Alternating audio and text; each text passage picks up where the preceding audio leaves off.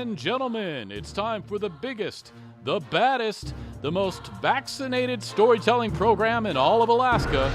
It's time for Dark Winter Nights, True Stories from Alaska.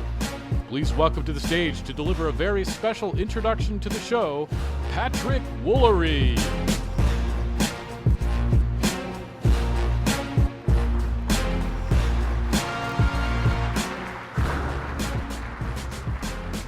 Good evening. We're all here for the same reason tonight, and that's stories, right? And we've got some good ones tonight, let me tell you. There are a couple I really want to hear the ending to in particular. But when I was asked if I wanted to do this introduction, it got me thinking, what actually is a story? And having gone to the University of Alaska and gotten a journalism degree many years ago, I started with the journalistic definition, which is that a story is a series of statements narrating an event. And that's not wrong, but at the same time, that's not complete.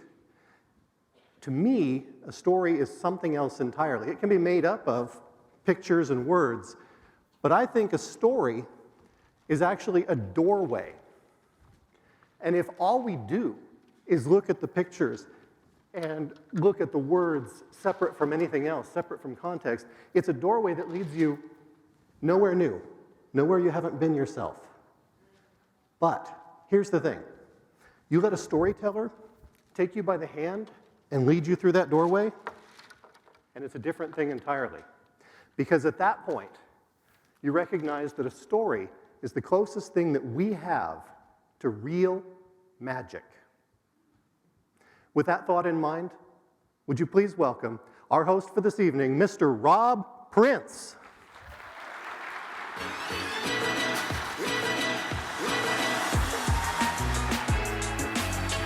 Good evening, Fairbanks.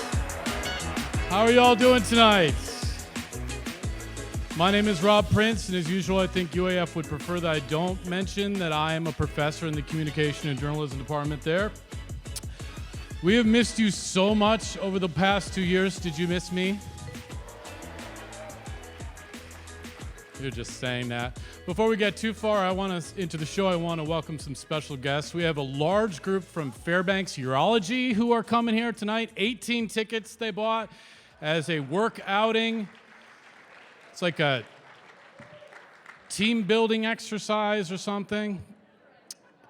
And the surprise is for all of you, I don't know, this is the surprise, is that all 18 of you are going to come up here and give a 1-minute impromptu speech on a theme related to urology right now. So that's how do you build a team but through trauma. Don't take me up on that, but thank you. So yeah, just FYI, if you do buy 18 tickets, we'll reserve seats for you, and I'll actually fold your laundry for you as well if you'd like that. I can fold fitted sheets. Not great, but, you know, roughly there. So much has happened in the last 2 years. We just, recent news, we just got a conviction in the Sophie Sergey case. Pretty amazing after decades of cold case. So we're excited about that, getting a little closure on that. We had the ice apocalypse back in December. That was pretty crazy. I have a kind of a flat roof, and so I saw, like a lot of you, I think I saw the 4 feet of snow on there, and I was like, I do not know how I'm going to get this thing off. I thought, did anyone else think maybe just a little TNT? Just always wanted skylights, that might take care of it. I did end up climbing up there. I could only scrape the first 2 feet off down to snow. I thought that would be close enough, to kind of relieve some of the weight. And as I was walking through, you're breaking up the ice and you're getting these giant chunks that I'm throwing off my roof. And they really reminded me of peanut brittle, which got me kind of hungry for peanut brittle. But I think instead of just calling it another ice apocalypse, because, we end up having these every 5 years or so, we should call it the Great Peanut Brittle of 2021. Because I want to hear a meteorologist, some years from now go, this is the worst ice storm we've had since the Great Peanut Brittle of 2021. And we have enough people here that I think if we all post it to Facebook right now, it could actually happen. So let's see if we can get some critical mass on that. Let's see, what else happened in the last Oh, there's COVID. Yeah, that's right. We had COVID issues. I would like to think, are there any nurses here tonight? I would really like to put a special thank you out. Let's give a round of applause for the nurses. These people aren't robots, you know. They're human organisms who have been going through a lot of hard times for us, so I really want to appreciate that. I literally, almost to the ounce, put on 19 pounds during COVID-19. Did anyone else do that? That was a shocking moment for me and my doctor when we both realized that. Turns out eating a milkshake each night before bed isn't the best idea. My theory on eating was that if you can boil it and most of it evaporates, then it can't be that bad for you because that means it's mostly water. And whoever got fat drinking water, right? Turns out that that's not the case. So it left me at this critical juncture where I had to make a decision. I was either going to lose the weight or I was going to get better at sucking it in. And I kind of went halfway, sort of lost about 15 of the 20 pounds, and then I just suck in the rest. So if I'm ever short of breath around you, it's because I think you're cute and I'm trying to suck in about 10 pounds worth of water. I invented something during COVID. I guess there was a lot of people who were, sitting around and thought, this is now the time to invent something. It's called Scratch Band, and it's a round of applause. One person who's heard of it. It's a medical-grade silicone wristband that you can use to scratch your face with your wrist instead of your fingers, because when you touch your face, well, yeah, okay, that's the same reaction that my family had too.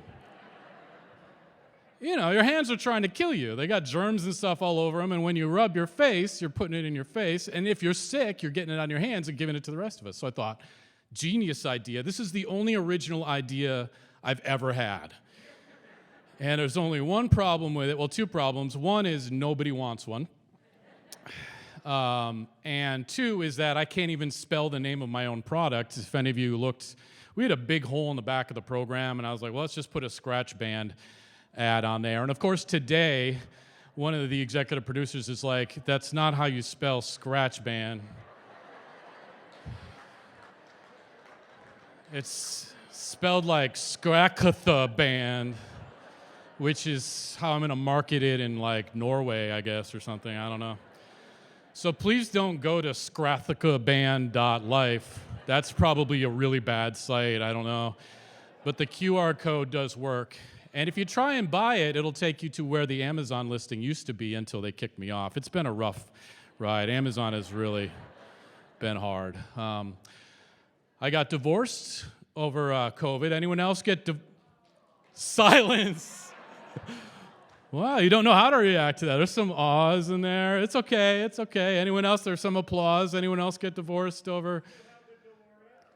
The DeLorean is what the guy wants to know about. Do you still? I don't care about the wife. Do you still have the DeLorean? I do still have the DeLorean. This follow-up question, does it still work? It stopped starting last summer. And my heart has been broken for a while over that. I will pay anyone here $1,000 if you can figure out how to get it started. I've tried a lot of things. But back to divorce. I wasn't ready to talk about the DeLorean. I have a lot more to talk about on this. This meant that I was entering the Fairbanks dating scene for the first time. And the best way, if you haven't experienced that, the best way I would describe it is it's kind of like when Harry Potter went to Diagon Alley for the first time. It's sort of a mix of awe and fear and sort of being scared at the same. You're like, whoa, it's kind of crazy. I think most of us had heard the phrase, when it comes to women, that the odds are good, but the goods are odd. We all heard that one. The new one I heard was, you didn't miss your chance, you just missed your turn. And I didn't know how to feel about that either. I was like, I guess that's hopeful, but it's also a little bit creepy. If you don't know what that means, just ask the person near you who is nodding. I did get up the courage to ask a woman out, and she turned me down. She said, she said she wouldn't be any good for me, which, I was like, what are you, like the head of the local chapter of the Hells Angels or something like that? Like, I've seen you play Scrabble. What do you mean, like, you wouldn't be any good for me? So, ladies, I just want to give you a little advice. If you're going to use the I wouldn't be any good for you for a guy, it may not be quite the deal breaker that you think it is for us. I mean, like, when's the last time you heard a guy say, like, oh, I don't know, she showed up for her first date on a motorcycle with, like, a leather jacket and tattoos, and she had a Colt 45 on her hip. Like, I don't know if she's going to be any good for me, Like, that has been said never times by any man ever. The other thing I would discourage you on is don't pull that on a Gen Xer like me, because I grew up in the 80s watching a certain movie called Pee-wee's Big Adventure. Does anyone know what I'm talking about here? In that movie, there's a scene where Pee-wee's friend Dottie asks him out, and he's not interested. So he says, Dottie, there's things about me you wouldn't understand. Things about me you couldn't understand. Things about me you shouldn't understand. I'm a loner, Dottie, a rebel. And then he walks away and he kind of laughs to himself. And at 9 years old, I was like, oh, so that's like a baloney way to brush somebody off. So now I call it getting pee-weed. So I got pee-weed. If you don't know who Pee Wee Herman is, he was one of the preeminent philosophers of the 20th century. I think he, 1 or 2 Nobel Prizes that he won. So I tried online dating, which was didn't go well either. Anybody here met online? I'm sorry. Anyone here willing to admit that they met online? The problem for me was that the dating apps didn't exist the last time I was single. I was last single in 2002. They didn't even have iPhones back then. And they all have like very confusing names that don't make any sense and don't seem to even relate to dating, like Plenty of Fish. Like, is that a dating thing, or is that just for people who like fishing? Or Bumble, is that just for like beekeepers who want to hook up or something like that? So I didn't really know which app to use, so I just picked one that I'd heard people, say was good for meeting people. And it had a really elaborate onboarding process that I felt was quite invasive, but I thought maybe this is, why people like it so much, because they have such a thorough background checking thing. So I jumped through the hoops, I got on, I started looking at the matches, and there were a lot of attractive people on there. But none of them, I started trying to talk to them, and none of them seemed that interested in the relationship. They all seemed pretty, want to keep it platonic. And that's when a friend pointed out to me that I was on 23andMe, which is the DNA app for ancestry. So all the women I was hitting on were like second cousins twice removed, I guess. I just thought it was like some sort of like kinky harem site, like 23 girlfriends and me, and I thought like, 23 is a lot, I think probably 4 or 5 would be just fine. They were cute though, I gotta say. We have good genes in my family. In Dark Winter Nights news, we had created a Christmas special. Did anyone watch the Christmas special? All right, we got a few. I just want to say it was funny in my head.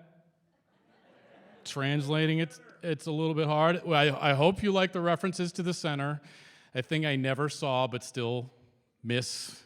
Someday we'll make a documentary on that. We have our first book is coming out. Best of Dark Winter Nights book is available for pre-sale right now. It's called Cabin Stories, The Best of Dark Winter Nights. And we got a lot of good press. We were in the New York Times a little over a year ago. We were in Alaskan Magazine. We were on NPR a bunch in January. And, that all seems cool, but it was way bigger to me than just, the press for Dark Winter Nights. What all that represented was the end of a 30-plus year quest that my mom had put me on. When I was roughly 12 years old, my dad and my mom, my little sister and I were driving in the car. And my mom turns around, apropos of nothing, and she says to me, Rob, you're our only hope of ever knowing someone famous. And I look at my sister, I'm like, wow, how am I, what? I'm 12 years old, but I'm the firstborn, and so I'm a mama's boy, so I was like, okay, the mantle has been placed in front of me, this is what I have to do.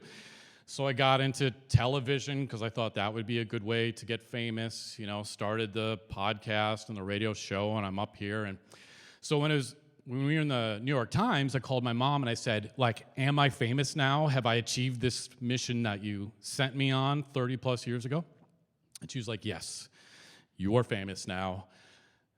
It's done. And I was like, wow. I was like, but you were joking about that, right? I mean, you weren't really serious. Like, I probably just took this too serious. And she's like, no, I was not joking.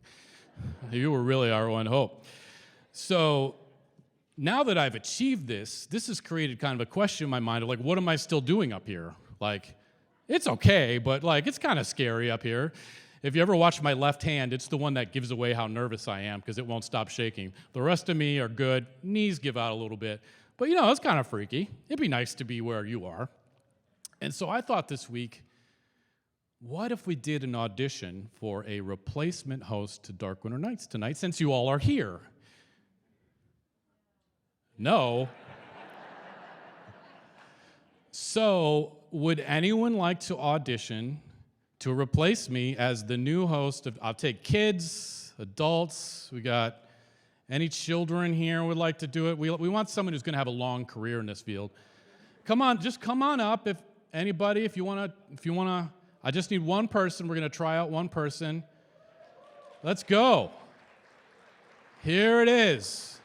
Well, it's nice to know I have such a desirable job that, okay, coming on up. All right, awesome. Watch your head. All right, come on up here. And what's your name? My name. You don't get to get the mic yet. This is an audition. You don't have the job yet, my friend. Okay, so come stand here. Thank you for interviewing. I appreciate that. Quick tip, next time you interview for a job, maybe dress it up just a little bit. Yeah. Look Fairbanks. But that's good. Okay, that's good. Authentic. Okay, I have a couple of questions for you. Here, why don't you come a little bit closer to me? Can you juggle? No. Maybe 2 balls. All right. In one hand? For about, 2 seconds maybe, or 2 rocks. Why do they have to be rocks? I don't know. I don't have the nice hacky sacks. I'm an amateur juggler. I'm not like a enthusiast about it. All right, well. Can you swallow a sword? Nope. All right. Can you ride a hoverboard? Never tried. So that's a maybe. Maybe. Can you materialize out of thin air on command? Not just by accident. You have to appear out of thin air at a certain place and time. All right, we'll take that as a maybe. Have you ever interviewed a hibernating ground squirrel? Definitely not. How about an ornery goat? I've taken a picture with a pretty cute goat, a selfie. All right, we'll call that a yes. Do you own a DeLorean? I do not own a DeLorean. Would you like to own a DeLorean? Yeah, All right. What about a spacesuit? Do you own a spacesuit? I would like to. All right, we'll call that good. All right, that's the interview portion. Now I have a little bit of something I'd like you to read to see how your presence is on stage. So you take the mic here. Stand on the sheet. All right. And then once I get down, because I want to see how you look down there. Okay. Okay.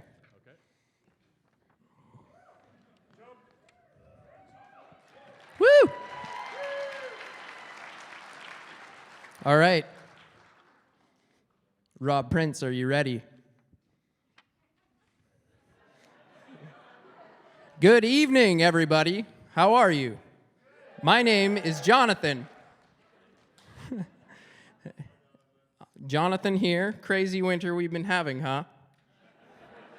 What about that New Year's storm? Quite a bit of ice, eh? So, let's get back on script here. I don't know about the script. I don't like it. What are you guys stoked about this winter? You guys been getting out?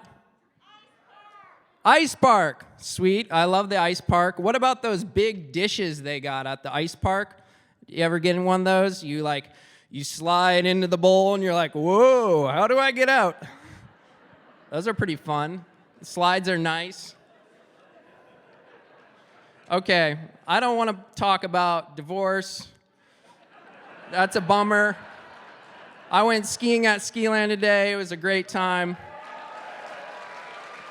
Let's get back to the community here.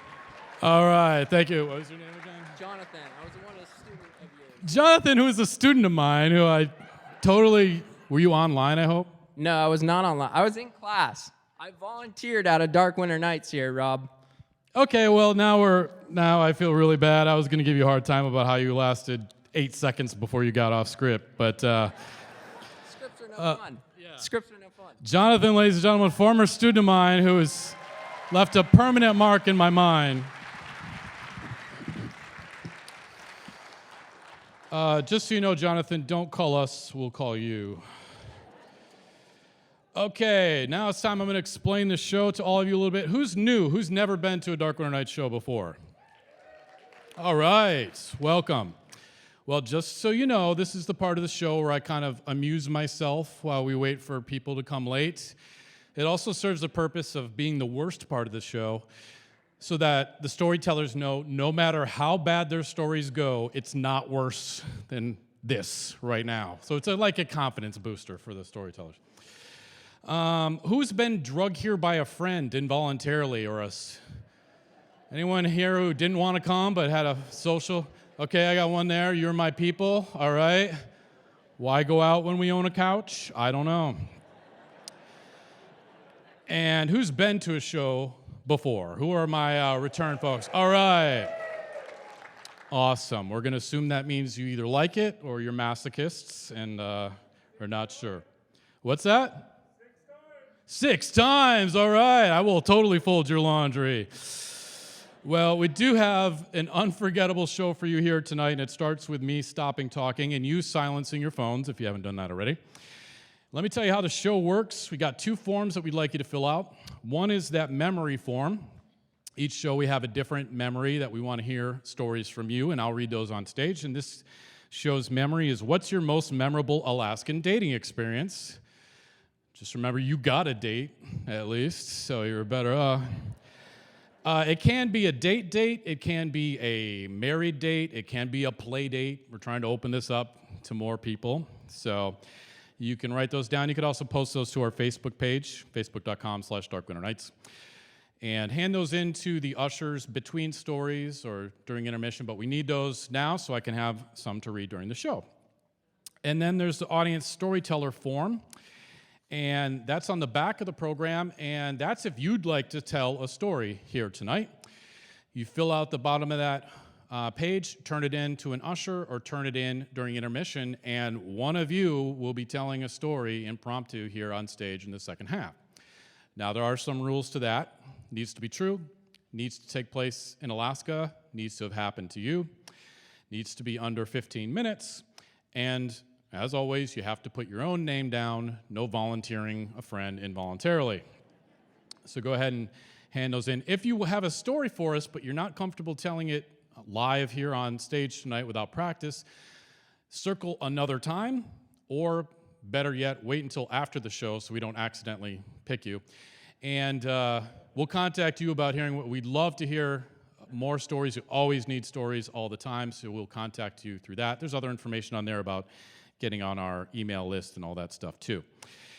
And yeah, we're gonna have a 15-minute intermission as usual. However, there will be no food for this one.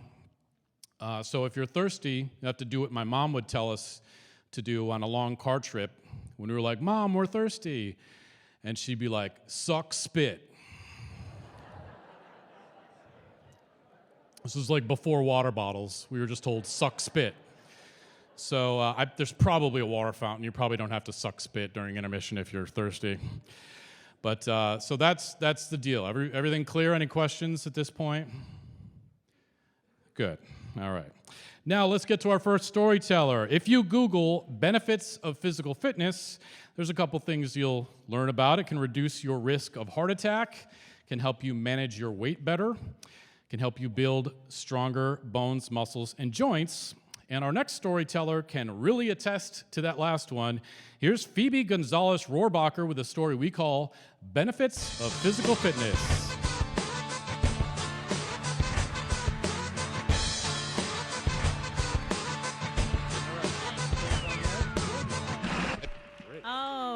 right. Hello.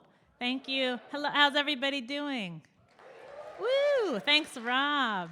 All right. Well, I'm going to start with reading a letter to the editor. Hit by a car, saved by physical fitness. I recently celebrated my 90th birthday, but while I was out for a walk on November 17th, I was struck by an automobile on Evergreen Avenue near my home. Sound off on the important issues at. The driver experienced poor vision on the windshield and got distracted attempting to eliminate the problem when the vehicle struck me, knocking me off my feet into a heavy steel guardrail.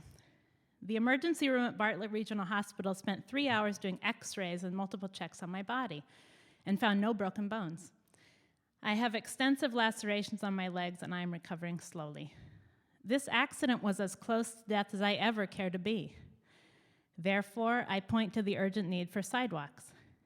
I believe this miracle is due to my excellent physical condition, and I'm probably the best walking advertisement for JRC, the Alaska Club. Sincerely, Dean Williams. So, I'm just going to put this down here. So everybody's probably wondering, what in the hell kind of monster would run over a 90-year-old man with their car? And I wonder the same thing. But I'm sorry to tell you that you're looking at her. You're looking at the monster. I did it. Guilty. And so you heard his side of the story. So I'm here to tell you my side of the story. I'm just kidding. My side is I did it. I'm guilty. It was really awful. But luckily, he wasn't too badly injured. So I thought I'd just tell you. So I was borrowing my friend's parents' car. I was house sitting for them in Juneau, Alaska. And they had a minivan. And I just had gotten my license. I was pretty new driver. I was 20. So I'd had it for like 6 months, feeling pretty good about it, confident. And it was November of 2007. And I started the car, and I was on my way somewhere. I can't remember where, because the details all really flew out the window when this whole thing happened. But I was clearly a very busy lady. I'm in a hurry. I was in a hurry. The window was fogged up, but I was too busy to even clean it off. And I thought, well, it'll be fine. I'm just going to start driving, and then it'll clear up, and it'll stop being foggy.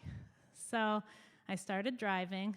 And about like 2 minutes into the drive, I was like, this is awfully foggy, and I probably should clean it off because there could be an accident. I could hit somebody with my car. I really should do something. So, in retrospect, I probably should have pulled over, stopped, turned on the anti-fog. But instead, I decided to just keep driving really slow, like 3 miles per hour. And I reached down to find the defroster. And in your own car, you know where that is. But I was borrowing my friend's parents' minivan, and so I was sort of like groping around, feeling for the thing, and I couldn't find it. So I leaned down for like 2 seconds. And again, I'm just going real slow. But I leaned down, and just as I found it, I felt the unmistakable thud of a human body on the car. So I stopped the car, horrified, and I looked up and I just shouted, "My God, what have I done?" And I jumped out of the car and I looked around and I was really upset, worried, and I didn't see anything. So I was like, oh, maybe it's a false alarm. Like, no harm, no foul. But then this little old man, physically fit, jumped up, popped up and said, "I just turned 90 years old. Can you fetch me my cap?" And I was like, "Surprise, happy birthday." I'm just kidding. No, I was like, oh no, I'm so sorry. So I ran and got the hat, and it had flown over the guardrail. Luckily, he had not flown over the guardrail. And I got it, and I gave it to him, and I probably should have taken him to the hospital. Like, he seemed fine. I was like, we need to call the police, because I should probably go to jail forever, for the rest of my life. And but neither of us had a cell phone on us, and so he said, well, I live right around the corner. I said, oh, do you want to ride? And he was like, no, thank you. I'll walk. So he walked, but there was nowhere to pull over, really, so I had to follow him in the car. So he was walking home, and I was like trying to not follow too far behind because he kept looking back, like wondering if I was going to finish the job. And so we get to his house, and he's just being so nice throughout this whole thing. Like, I'm really the one who's having the harder time, it seemed. And we got to his house, and he's like, Edna, there's someone I'd like you to meet. This is Phoebe. She just hit me with her vehicle. And Edna comes out, and I mean, sweetest woman. She's like, oh, it is a pleasure to meet you. I was like, God, if only these people could be my grandparents. They're so nice. I just hit them with a car, and imagine if I was actually someone they knew and loved.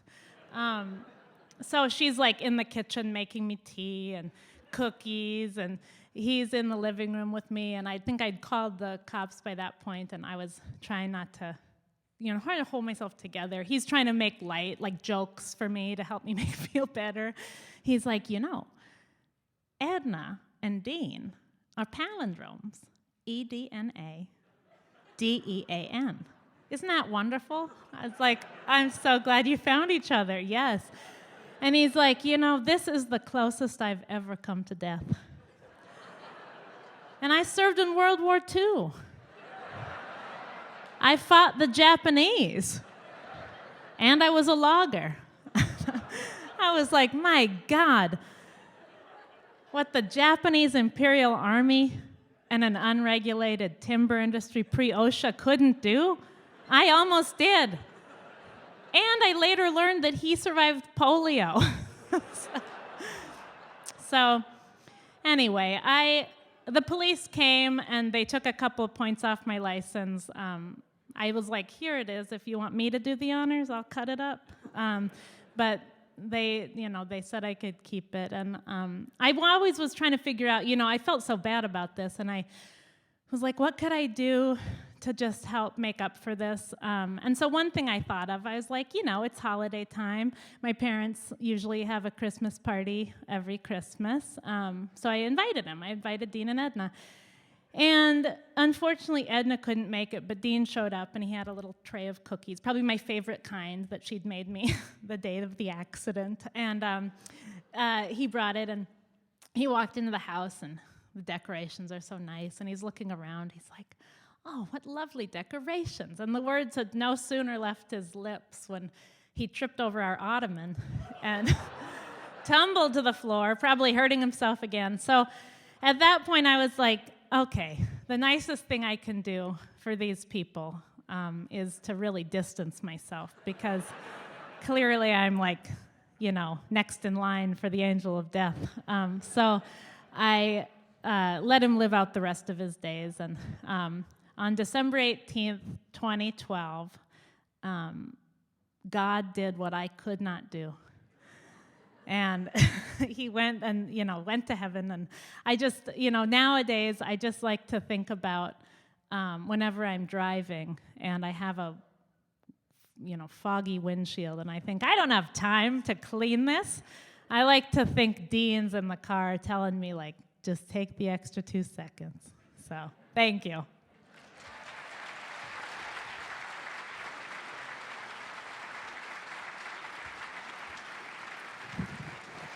Phoebe Gonzales Rohrbacher. All right, let's see what's happened to y'all here. My boyfriend took me up to Chena Hot Springs for a good soak. The ice museum was still new, but we missed the tour time.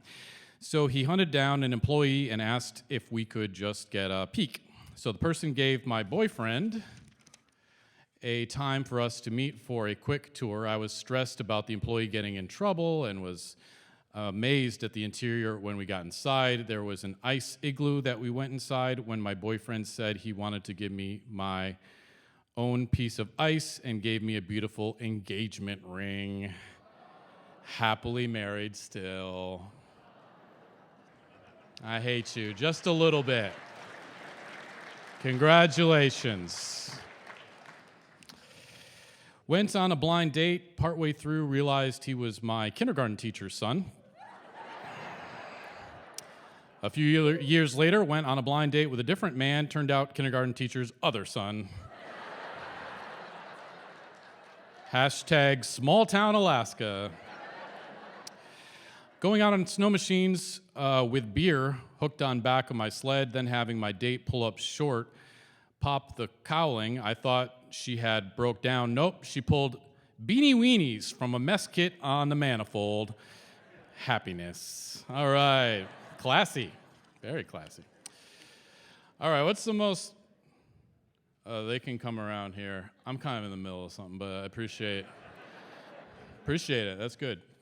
Okay, what's the most precious possession that you've ever lost? Well, that's convenient because our next storyteller lost her wedding ring. I guess we just kind of ruined it here a little bit, but you guys, I was thinking like I lost some sunglasses a long time ago. I kind of wish they were prescription. I wish I had those back, but all right, yeah, it was pretty bad. I mean, wedding ring, prescription sunglasses. Anyway, please welcome to the stage Dawn Erbeck with a story we call Power of the Guest Book.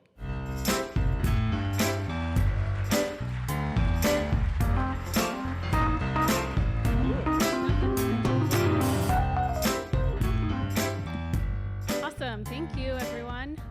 Thanks for ruining my story. No, just joking. So my name is Donna. I'm going to tell you a story about a ring and a guest book from a public use cabin. So back when I was 19, I was going to UAF, and my boyfriend at the time decided that he needed to go fishing on a fishing boat to earn some money. He was 8 years older than me. He knew what he wanted to do in life, so he went and made some money. And that fishing season was quite hard that year. They had really bad weather, and I would talk to him once a week, and he's like, I don't know if I'm going to make it home. This is really, horrible weather, horrible fishing. And so he made it home. He made it back to Fairbanks, and for that summer, we went to my hometown to make money to work, and he ended up asking my dad for my hand in marriage, and I didn't know this yet. They kept it a secret, which I was really surprised. For a couple of months, and then we came here to go back to UAF, and it was summertime. It was the end of summer, and actually, we were going to go on a hike. So, let me pause. So, we got back from Kotzebue. We went to a friend's cabin. There's a lot of cabins in this story. We went to a friend's cabin on the Kenai River, and we had a nice dinner. It was beautiful, and after dinner, he goes, do you want to go for a walk with me? And I'm like, sure. You never want to go for a walk after dinner, but okay. So we get ready to leave the cabin, and the friends that were staying with us said, there's a lot of bears in the area. You better take this gun. And my boyfriend was like, I don't really want to, but okay. So they just shove it in the back of his pants. So here we are walking down. We went for a nice walk, and then we went to the river, and the sun was setting, and it was, beautiful, and we walked onto the metal grate where people use to fish off of, so it hangs over the river a little bit. So we walk up there, and he's saying, life is short, I love you, I want to spend the rest of my life with you, all the fun stuff that you say when you're going to propose. And so then he starts getting down on one knee, and I'm like, oh boy, you're on a metal grate, and you're getting down on one knee, and he starts pulling something out of his pocket, and it's the ring, not in a box, and he's like shaking, and he's like, will you marry me? And I'm like, of course, grab the ring. I'm like, yes, okay, the ring is not going to fall in the river, right? So this is the first event of this little ring's life. So it was very beautiful. I loved it. It was very delicate and had diamonds on it, and it was precious, and I was wearing the ring, and my friends would compliment, it's so pretty, it's so nice, and but I had a habit of taking it off, because when I would fillet fish, I didn't want to get fish guts in it, or when I would make moose burger, so I'd take it off, put it back on, of course. But then the summer was coming to an end. We wanted to go to a public use cabin. So we got one of our friends to come with us. It was out on Chena Hot Springs Road. So we hike up to this cabin, and it's a late summer, beautiful weather. We spend 2 nights at the cabin. We do all the public use cabin stuff, like stay up late, play cards, write in the guest book, so we did all that. And then right as we were getting ready to leave, I wanted to get a picture of us 3 before we left. And this was before iPhones, so I had this big clunky digital camera that I wanted to get the picture of us standing in front of the cabin. So there's this really nice stump that they used to chop wood on, So I get the camera set up on the stump, and the camera just needed to be tilted just like a tiny, 5 degrees up.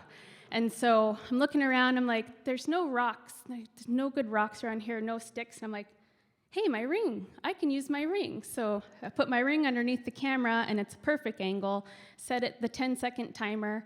We're all standing around getting ready for the 10 seconds to be over, and then this swarm of bees starts swarming around us. And my fiance at the time was deathly allergic to bees, so don't worry, he doesn't die. So the bees swarming around, and we're like, oh no, the camera takes our picture, and we run over to the stump. I grab my camera, and we start hiking back down to the trailhead. And about halfway down, I'm like, where's my ring? Where's my ring? Maybe it's in my pocket. Maybe it's in my backpack. I bet I put it somewhere in my backpack. So we just keep on hiking. I didn't tell them that I didn't have my ring. So we get to the trailhead, and I had that whole 7-8 miles to think about, where did I leave the ring? And then I was like, oh yeah, it was underneath the camera. Darn. And so, I didn't tell my fiance yet. We got home that night, and we were eating dinner, and I was like, hey, I forgot the ring. I lost it. I forgot it at the cabin. And he's like, really? The ring that I almost lost my life to buy you? And I'm like, yep, that one. I'm like, but I know where it's at. It's on that stump. I bet you we can go back and get it. And he's like, okay, you're never going to get it again.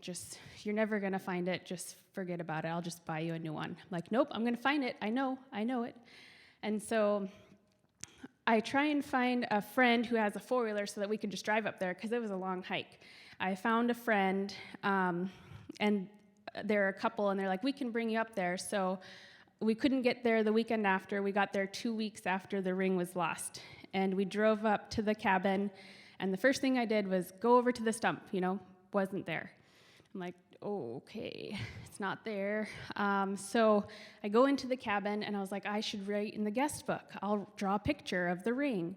So I drew a picture of the ring, put my number down, and we left. And I was like, maybe a squirrel got it. Maybe if I get a metal detector, and I can metal detector around, and maybe a squirrel buried it. And so we ended up getting back to the trailhead, and my fiance was sitting there with our other friend, and he was like, did you find it? And I'm like, no, it wasn't there. I'm like, but I'm going to find it. And he's like, no, just forget about it. You're never going to find it. And so I was like, okay, I need to think of something else. I'm going to get a metal detector. We asked to borrow someone else's 4-wheeler, but it wasn't going to be available for another couple weeks. But when I went up there and I looked in the guest book the second time, I noticed that the person after us wrote, they were like, it's so nice to be in USA, and we went to a cabin, and they said from Germany, they're from Germany. So I was like, okay. So I go home, and I try and write a letter to the BLM, and I'm like, hey, I think somebody from Germany went to the cabin right after we did. Can you send them a letter to ask them if they have my ring? Or can I send them a letter? And they're like, no, we don't want to give you their information. I was like, let me send you a letter, and you send it to them. So I write this letter. It's really simple. It's like, I lost a ring. Do you have it? Just in case they don't speak English, So I sent the letter. I have no idea if the BLM ever sent it or not, but in the meantime, I was able to get, my uncle let me borrow his 4-wheeler, and so he was like, but the brakes aren't very good on it. but you can still use it. And I'm like, okay, this thing was probably made before I was born. It was pretty old. And so we go back up to the cabin a second time to look for the ring, and I rented a metal detector. And we had our dog with us, and we make it up there. I'm metal detecting around, nowhere to be found, but looked in the guest book again. No one had written anything again. And so I'm like, okay, well, I guess we have to go back home because we didn't find the ring. So on our way down the hill, because most of it was upway to get to the cabin, we have no brakes. Like my uncle is like, the brakes aren't very good, but there was no brakes. So we're going down the hill in like first or second gear, and it's really loud. We're in, and I have my dog in one hand and my metal detector in the other hand, and it's getting dark, and my fiance's driving, and it's getting pretty dark. Like it's like September, and it was pretty dark. And he hit the brakes a little bit, and it squealed, like that, like an animal is dying squeal, like, and I'm like, oh no, this is not good. And I was like, don't press the brakes anymore. And he's like, okay, and all of a sudden, this big, huge, hairy thing runs across the trail, and he like hits the brakes, and it sees us, and my dog sees it, and I'm like, oh, what do I can't, he's like, get the gun, and I'm like hanging on to the dog and hanging on to the metal detector. I'm like, what one do I not hold on to?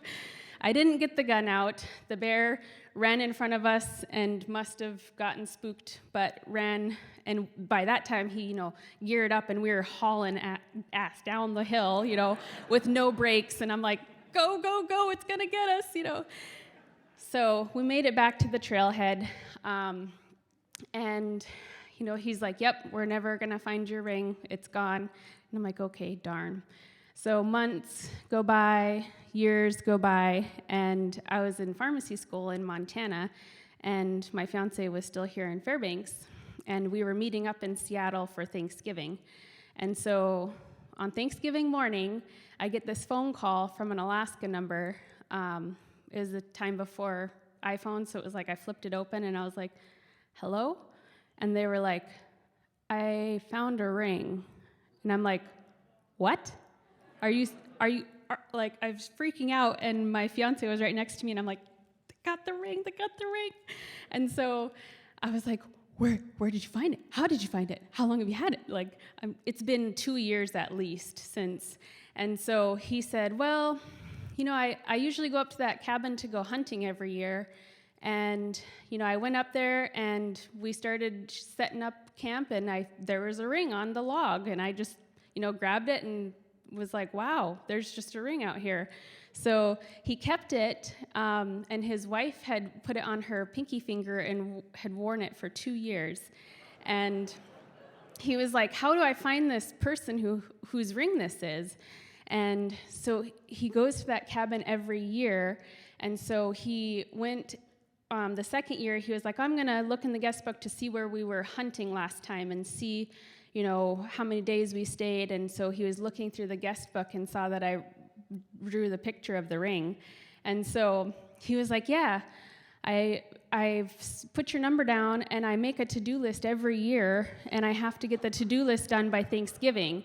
So this was the last thing on my to-do list, was call the girl with the ring. So I was like, oh my gosh, I'm like, I told you so.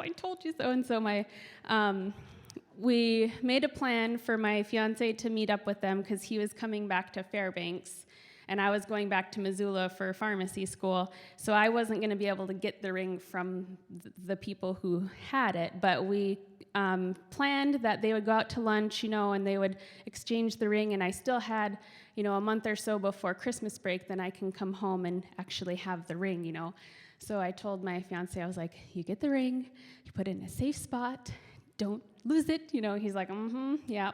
And so he kept the ring safe, and he brought it to the airport when he came to pick me up during Christmas break. And I get off the plane, and I'm like, do you have the ring? He's like, yep, I do. So he pulls it out, and I put it on. I'm just like, oh, this is like, it was like coming home, a piece of me was, I got it back, It's like, oh, this is so awesome. And And, you know, I've never met the people who found the ring because they exchanged it with him. So if anyone knows these people, please let me know. If anyone has heard this story before, it would be really awesome. And I do still have the ring somewhere here. I do still have it. It's right here. And even though the man and I who gave me this ring are now divorced, I am going to keep it for either one of my 2 boys if they want to use it as an engagement ring. So that's my story.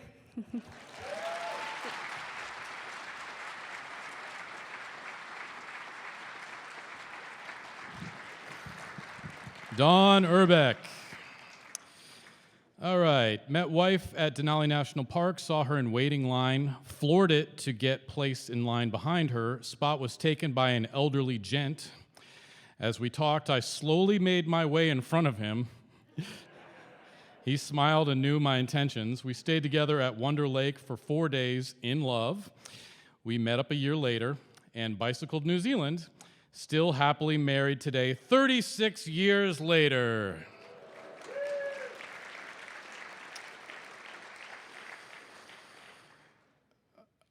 This is in 3 parts, just for some reason. We'll see. Ran out of gas, got picked up on side of the road, taken to store to get gas can, asked my savior on a date. A few months later, traveled to McCarthy, got a flat tire on the way. Random guy helped patch it and pump it up by hand. On the way back, we helped a guy and his date pack up their gear after he sliced a chunk of his hand off with a hatchet. Eloped and bought a house.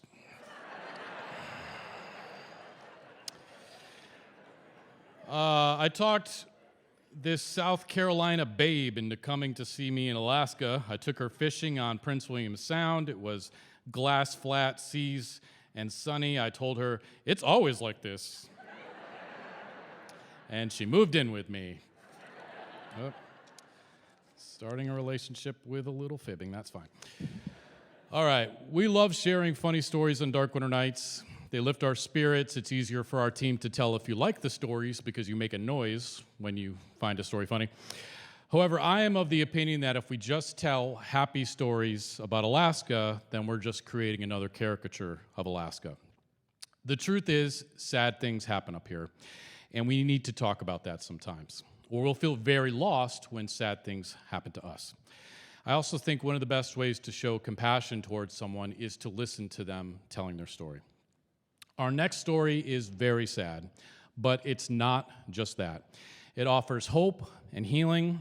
It serves as a reminder that when tragedy strikes, Alaskans rally around each other. Also demonstrates some of the unique ways in which we address the passing of life in Alaska, and that's why I chose it for our show tonight. I want to let you know it does involve the death of a teenage child. So we've positioned it before intermission intentionally so that if any of you are not in a position to listen to a story like this, you can go to intermission now, and we'll meet up with you in the second half of the show for more funny stories. And now would be the best time if you want to go ahead to intermission early. We also generally work with storytellers to keep their stories about 15 minutes long, but I've decided that this story needs the time that it needs. So I want to prepare you that it may be longer than our typical stories.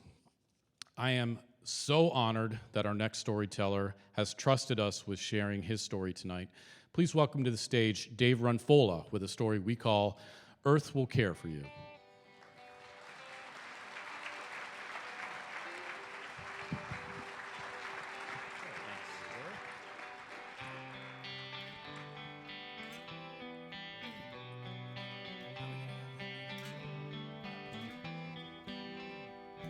I like your tie, Rob. I like your tie, Dave. Is it a clip-on like mine? No, you want me to pull it off? Neither's mine. All right, we'll just wait for this music to stop. So your story really starts on July 17th of 2016. And at that point, your wife is here in Fairbanks. Mm-hmm. Your daughter, Teresa, is down in Valdez on a camping trip.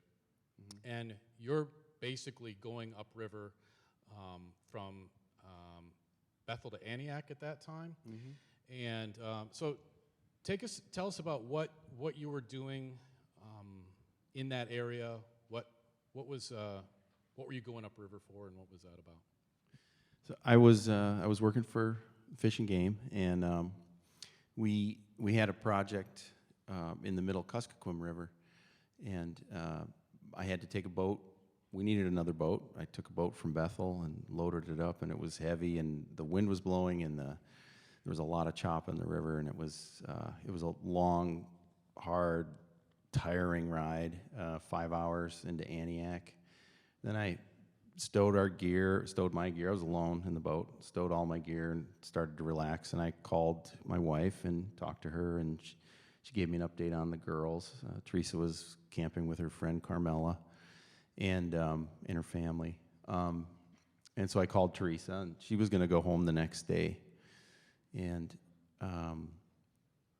we chatted as I walked around in Antioch, and I remember, I could still hear, we both said, "I love you," as we hung up. So that was good. Next morning I got up and I had to go another 5 hours up to Sleep Mute. And it was the same weather, and it was actually getting worse. It was sunny, but super windy and choppy, and I was exhausted. And by the time I got to Sleep Mute, and it was about, for me, I gave night, 6:30, and I had a crew there waiting for me. I gave them some of my gear, and they left 2 guys to work with me, and they went upriver to Lime Village, and which, if I'd gone to Lime Village, they never would have found me that day. I stayed in Sleep Mute, and I was going to put these 2 guys, we were going to work together, and so we got delayed there for a little while. It was about 2 hours or so, and we were just getting ready to leave.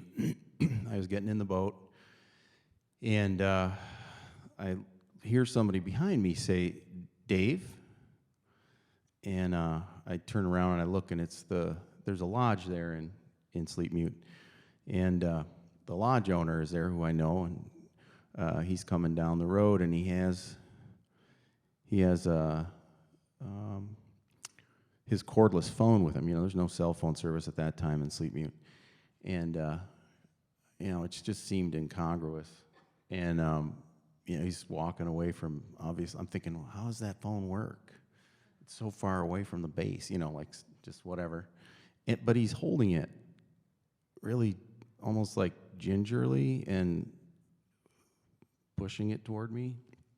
And he had a very grave look on his face. And he said, "It's the Alaska State Troopers." Well, I worked for Fish and Game, and sometimes I interacted with troopers in the summer. And there were a lot of troopers around, and they were busy with fishing season just like me. And so I thought, well, there must be something with work. Can't be those guys, because they just left. They were good. And I took the phone, and I said hello, and he said, is this David Runfola? And I said, "Yes, it is." And he said, "David, I'm very sorry to tell you, but there's been a tragedy in your family." And I just kind of went blank and thought about my wife and the 3 kids. And it seemed like a long time before he said, "Your daughter Teresa was killed in a collision."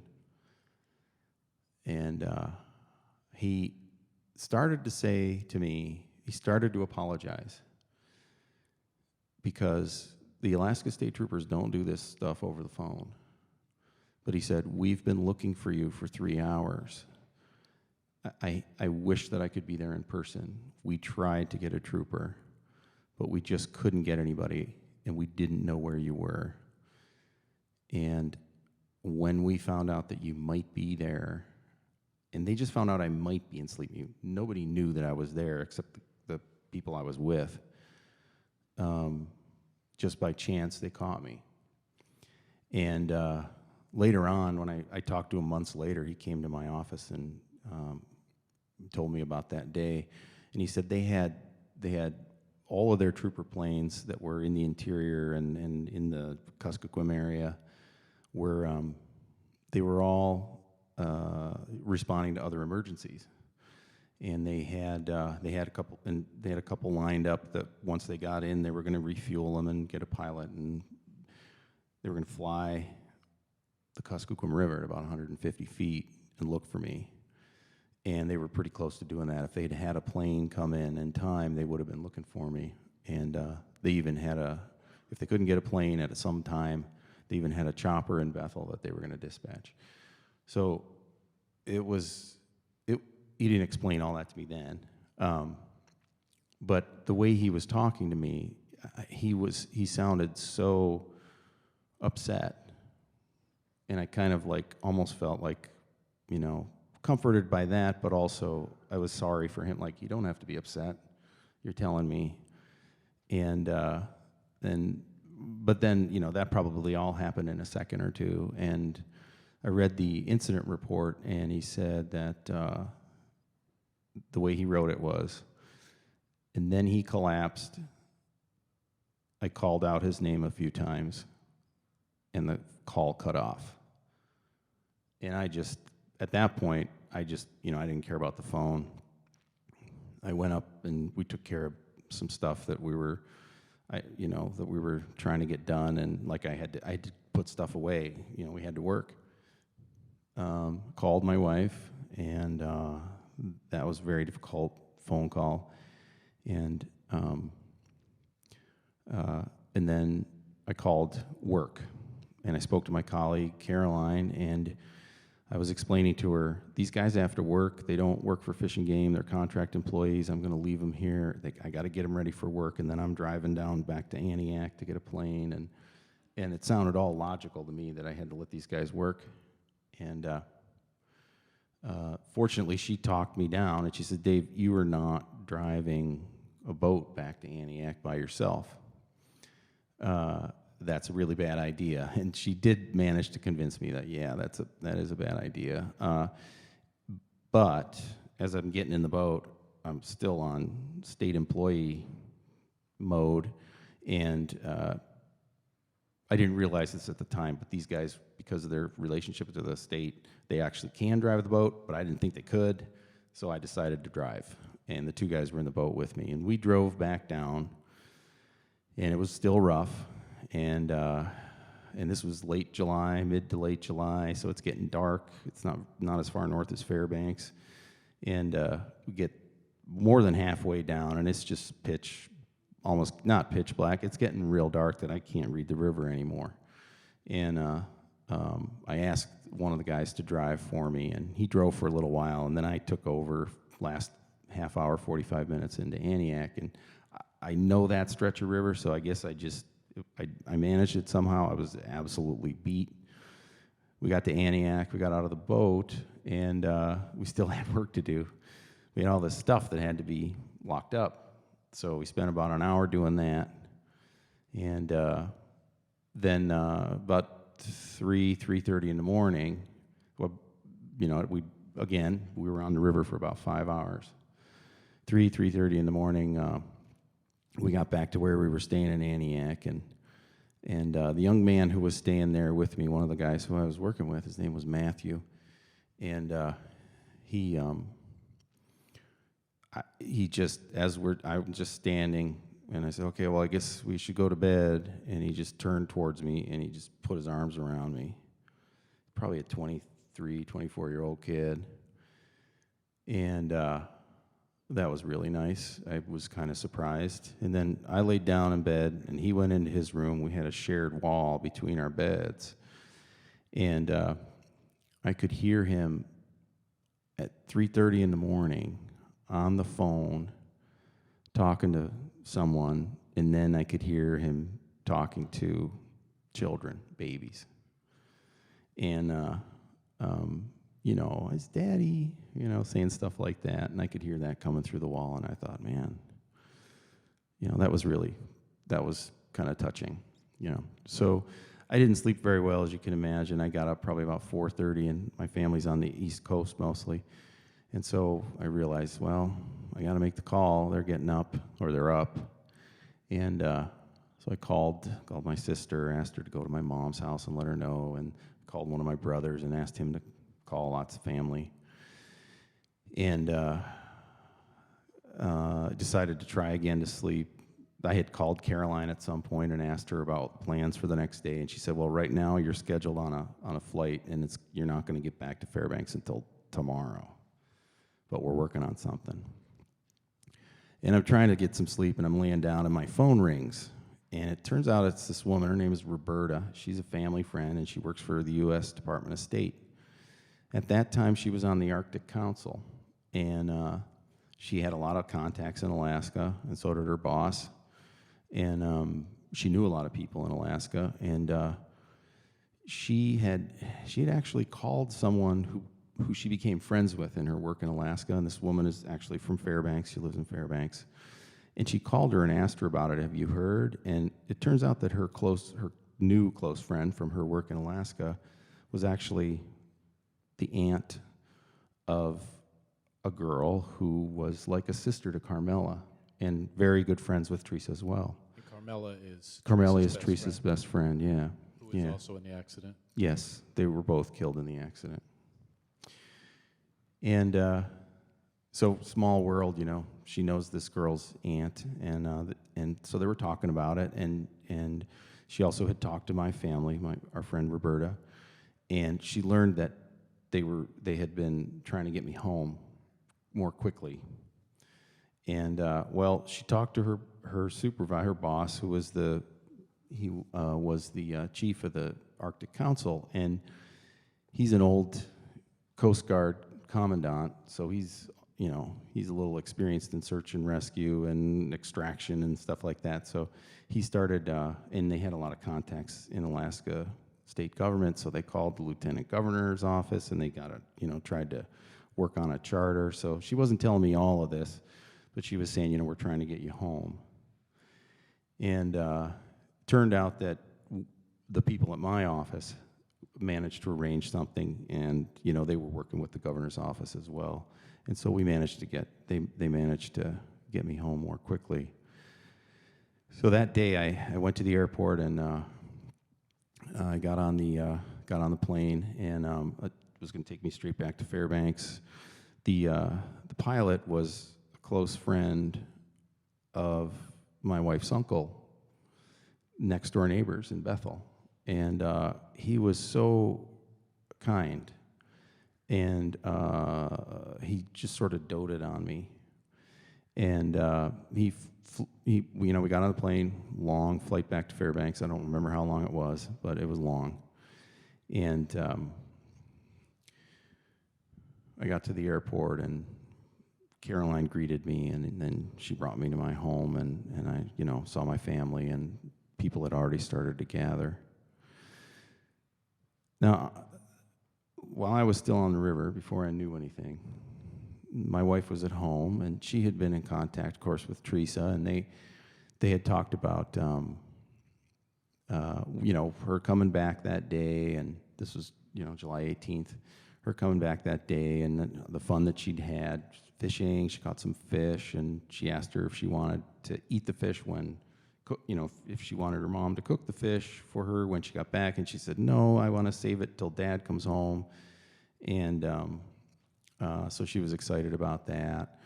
And so Norma was, my wife's Norma, and Norma was waiting. She was cleaning the house and sort of getting ready for Teresa. And things were taking kind of long. They weren't there yet, and she kept trying to text her and call her, no response, and but was patient. And then she was at the window in the kitchen looking out to the front yard, and she was washing dishes, and she said that all of a sudden she just felt like she started to falter, and she had to put her hands on the counter, and she said it almost felt like something was wrong with her heart or something, and she said, God, am I going to die? And then a minute or so later, there's a knock at the door, and it's another state trooper. And he said to Norma, is this the home of Teresa Runfola?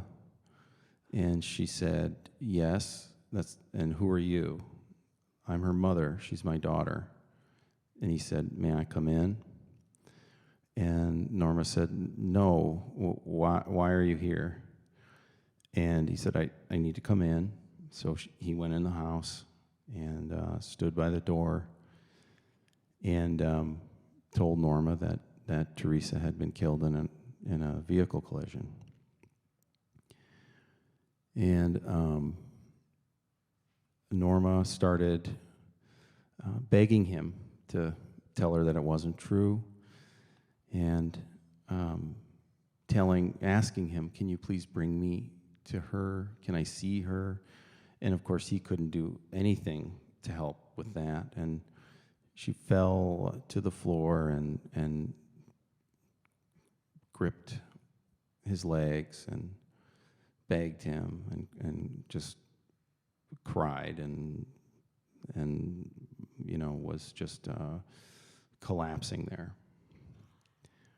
He stood there for a little bit, and then he helped her up, and witnessing a mother's agony like that, even that trooper was crying. And then all of a sudden, this is where it kind of gets a little, if not metaphysical, certainly mysterious, but all of a sudden the lights just surged bright, and the TV was on, and the TV surged bright white, and even the trooper stood back and backed up to the wall and or to the door and got sort of in his alert stance, and then they heard what sounded like someone running up the stairs and then running down and then running maybe halfway up. And Norma started calling for Teresa. She said, Teresa, is that you, Teresa? And the trooper, at that point, when he heard it too, and he put his hand on his sidearm and unclipped it and brought it out. And Norma told him, no, it's Teresa. No, put your gun away. And he said, is there anyone else in this house with you? And she said, no, there's no one else. Are you sure there's nobody? No, there's no one else. And so they went. She took him over to the stairway, and this is the stairway down into the basement. And he looked down there. There was no one. And he checked the house, and then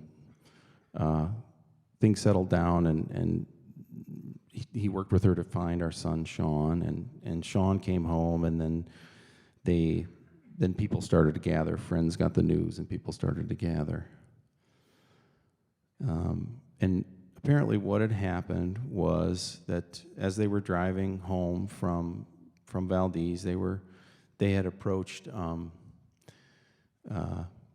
that dog leg in the Richardson Highway right at Rainbow Ridge, and they were driving north, and the driver of the other vehicle who hit the girl's SUV, he described that as the driver of the other vehicle came, the girls, as they came around that turn, the driver just wavered a little bit to the passenger side, and then got back into the lane of traffic, and he thought that she had sort of corrected herself, and he wasn't concerned. He didn't slow down.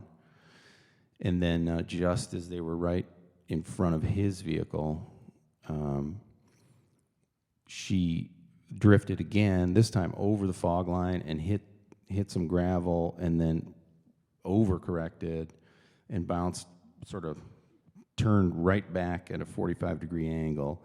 He started to turn away from them, but when they met, his truck, a 1-ton Ford pickup, hit the door right where Teresa was sitting.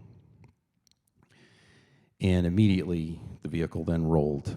And I don't know if you're familiar with Rainbow Ridge, but Phelan Creek is a braided glacial stream that runs right alongside the road there, and rolled and then went into the creek, landed upside down on its roof. And it was submerged one of the wheels was completely submerged, and it was at an angle, and so some of the wheels were a little bit higher than that, but the water had to be at least, 4 or 5 feet deep.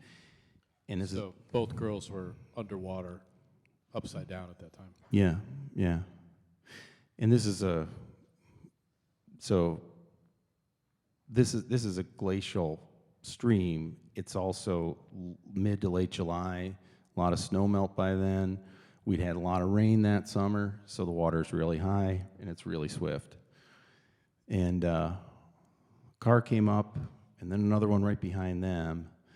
And that second car that came up, turns out that the driver of the couple in that second car, they're sort of in the same social circle as my son Sean. And the woman who was driving, she said her husband was asleep in the passenger side. She woke him up and she said, "There's been an accident. We need to stop." And so they stopped. They got out of their vehicle, and they said that the driver of the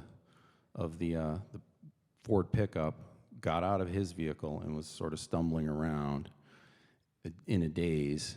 And they went to him, and he said, "There's people in that car, in that vehicle."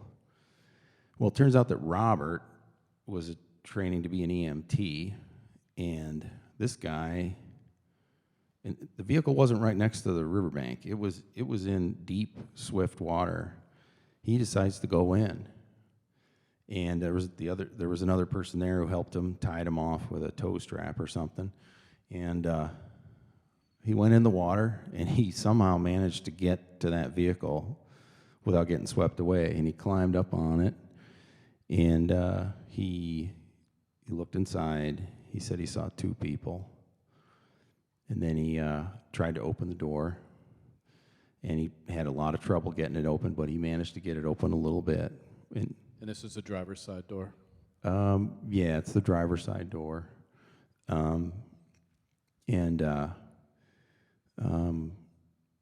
He said that when the door opened, all these clothes just billowed out and flowed all over him, and he got that out of the way, and he put his hands in. He said he went through some debris, but then he touched one of the girls, and he felt for a pulse.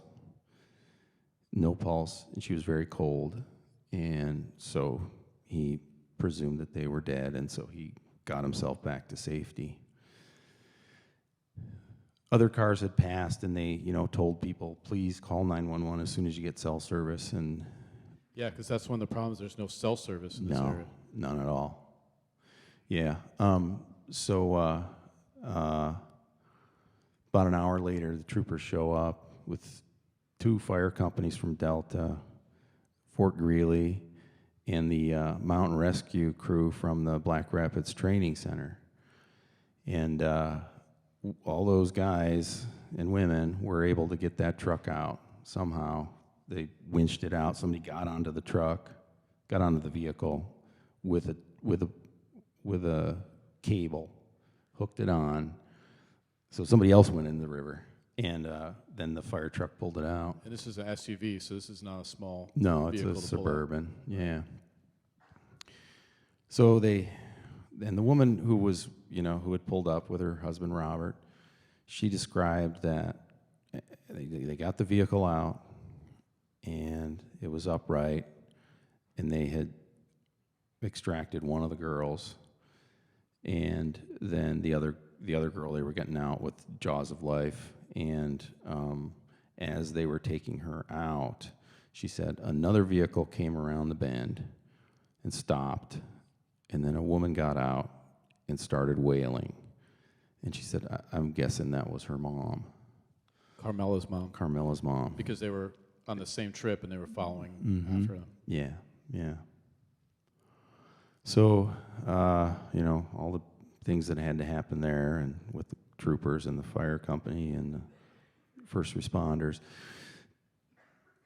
And when things settled down, they were going to wait for transport. They were going to bring the girls to Anchorage to the medical examiner's office. And the girls were laying on the road, And Marlene and John were holding their daughter, Carmela, and, they were obviously distraught. And Marlene told John, "Teresa's alone. I don't want her to be alone. Please go and hold her until they take the girls away." So John went and sat down with Teresa and held her, and they held the two girls until they had transport come. So, the next couple of days back at the house, we're preparing for the funeral and the wake. We're going to have a wake in our house, which is the Yupik tradition. It's also, I think, every culture's tradition, if you go back far enough. Because your wife is Yupik? Yes, my wife is Yupik. Thank you. So we were going to bring her home, and we had all that business to do at the funeral home once they got her back to Fairbanks. And by the time she was ready to come home, my family had arrived from all over the States. And we, fortunately, she had suffered injuries that could cause, if we move her in a certain way, we may not be able to present her in a natural looking state. My two brothers are medical doctors, and so they've moved people, living and dead, who can't be, who are still. And so they helped everybody, they coached everybody in where to put their hands and how to move. We were going really slowly, and so we got her into the back of our truck, in a big SUV, so it's, she's covered. And my brothers and a couple of other young guys sat next to her, and we actually strapped her down with ratchet straps because we didn't want her to, she wasn't in a casket. There was no casket yet. And we didn't want her to move, as we were driving. So my brothers just sat with her. They kept their hands on her. We drove back to our home. And then we had to bring her in the house. And again, they helped everybody just gently take her out of the vehicle, make sure she didn't move, walk around to the back door, which goes into the basement, which is where her bedroom is, and brought her into her bedroom and laid her on her bed. And Norma had made a beautiful, dark purple husbak. And we had given that to the funeral home and asked them to put it on her. She was wearing that. And we put a headdress next to her on her bed with stuffed animals and blankets, and she's surrounded by her posters and everything. This is the headdress she had worn dancing as a child. Yeah. When she had her first dance in Scammon Bay, which is where my wife's from, she wore this headdress, which is wolf fur and probably wolverine and beads and just what women and girls will wear when they're dancing. And then her feet were bare. We didn't have anything. Hadn't decided what to do with her feet. So we probably did decide this already, but my wife found a pair of sealskin boots that she had made for our wedding, and she wore them at our wedding, and she put them on Teresa. And so she lie there in her bed, and then people began, continued to gather, and we started to, enjoy that support from our friends and family. And one of the people who came to the house was a gentleman who was family, and he lived in Anchorage. He was an old Yupik man named Raphael. And Raphael was a little man. He was probably couldn't have been more than 5'3", and he was blind in one eye, and just like a wizened old Yupik man, and really, he really was kind of a sage. He had this deep knowledge of his culture and his spirituality, and it was just wonderful to have him there. It was like he was almost like he sanctified our house, when he came, and he was very close with us, and he knew Teresa really well, and so he wanted to stay with us. He wanted to be near Teresa, so he stayed with us, and my in-laws, my mother-in-law and father-in-law, Teresa and Francis, also stayed with us, and a few other people.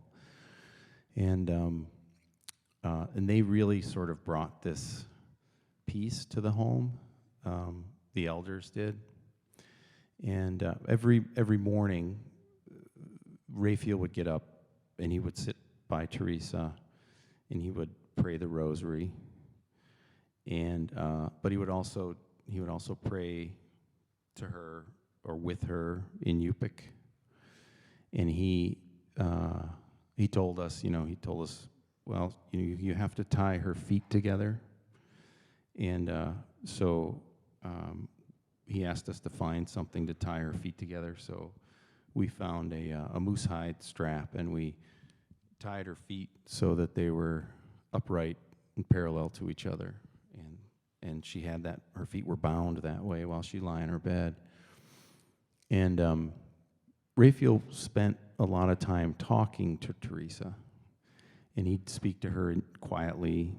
He'd sit next to her bed, and he'd look down at her, and he'd touch her, and he'd speak to her in Yupik, of course. And a couple of times, or once at least, I remember seeing him standing at her feet and holding her feet and talking to her in Yupik.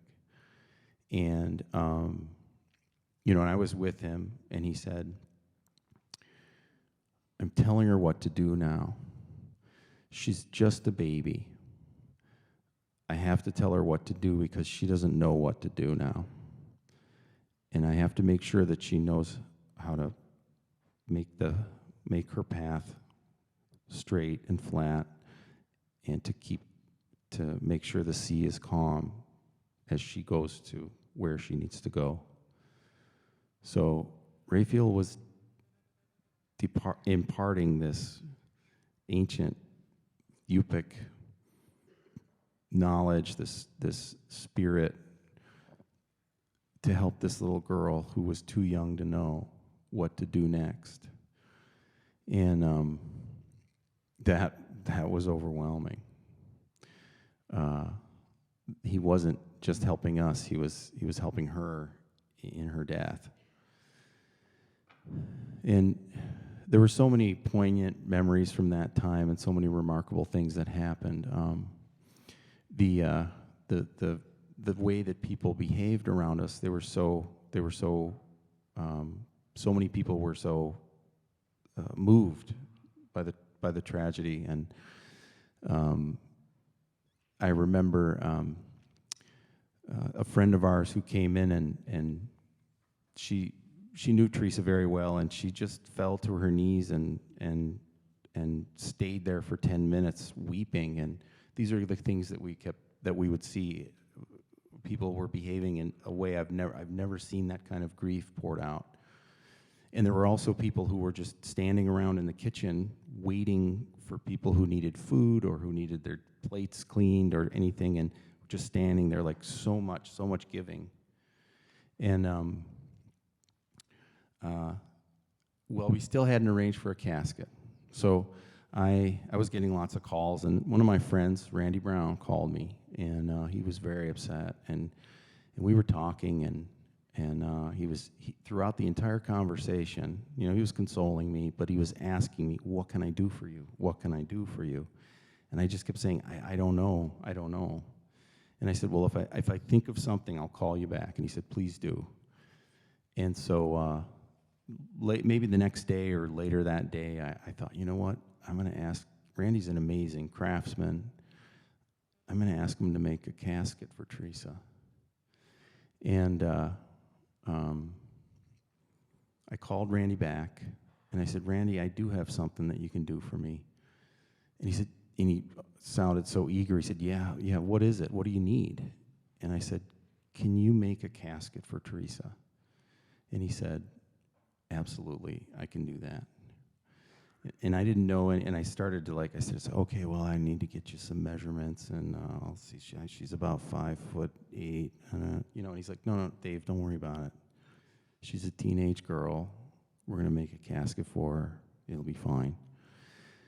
And She was 17 at the time, yeah, she was right? 17. Yeah.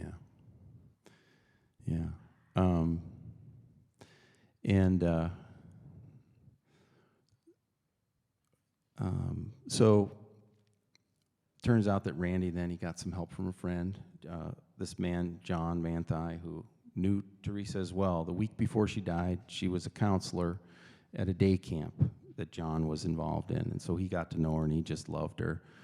Only knew her for a week, and he was heartbroken, as everybody else was. And they made this casket for her, and it was this beautiful, it's dreadful to say that a dad could say that about his daughter's casket, but it was a beautiful casket made out of spruce, white spruce from the forest that's right adjacent to where we live, up on Old Nenana. And, from the woods where, as a kid, she played, she picked berries with us, she camped, and here she was cradled in this casket made from the woods around us.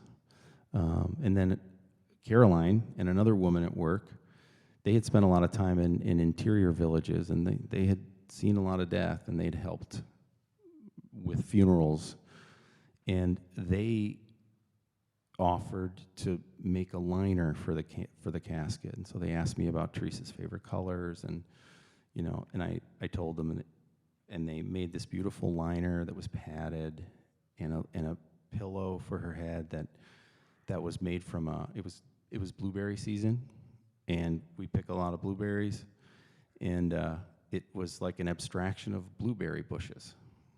And so they found this beautiful fabric for her pillow and for the liner, and so that was just an amazing kindness that people gave to us. And so we were preparing for the funeral. We had the casket. We were getting ready to bring her to the church, and someone had noticed that her face was getting a little pale, and the makeup that they put on her was fading a bit, and so I didn't think anything of it. I mean, I didn't think what are we going to do? We're not going to bring her back down there. And my sister said, "Oh no, just give me some of her makeup, and I'll make her up." And so there's my sister making up Teresa's face, and this beautiful, tender act that you'd expect to see an auntie to be doing that for her 17-year-old niece when she's getting ready for the prom or graduation, but instead she's making up her face on her deathbed. And another just devastating moment for us, that can't believe this is happening, and this is what my sister has to do. So we proceeded with the funeral, and again, an amazing spread at this potluck at David Salmon Tribal Hall that others had organized completely. I mean, we knew there was going to be a potluck, but people just poured out the food. There was everything Alaskan, moose and salmon, and there was a beaver stew, and I'm half Sicilian, and one of my friends, our very good friends, he made this huge tray of cannoli, and I've never had a cannoli in Alaska that tasted good, and these were choice cannoli, and I swear to God, he must have made 100 of them, and so that was another amazing thing, and everything just sort of came together. People just knew what to do, and things sort of started to wind down, and we're at our house a day after the funeral, and people are starting to leave, and this is when it gets, when it gets hard and when it gets quiet, you start to feel, you're going to feel alone. And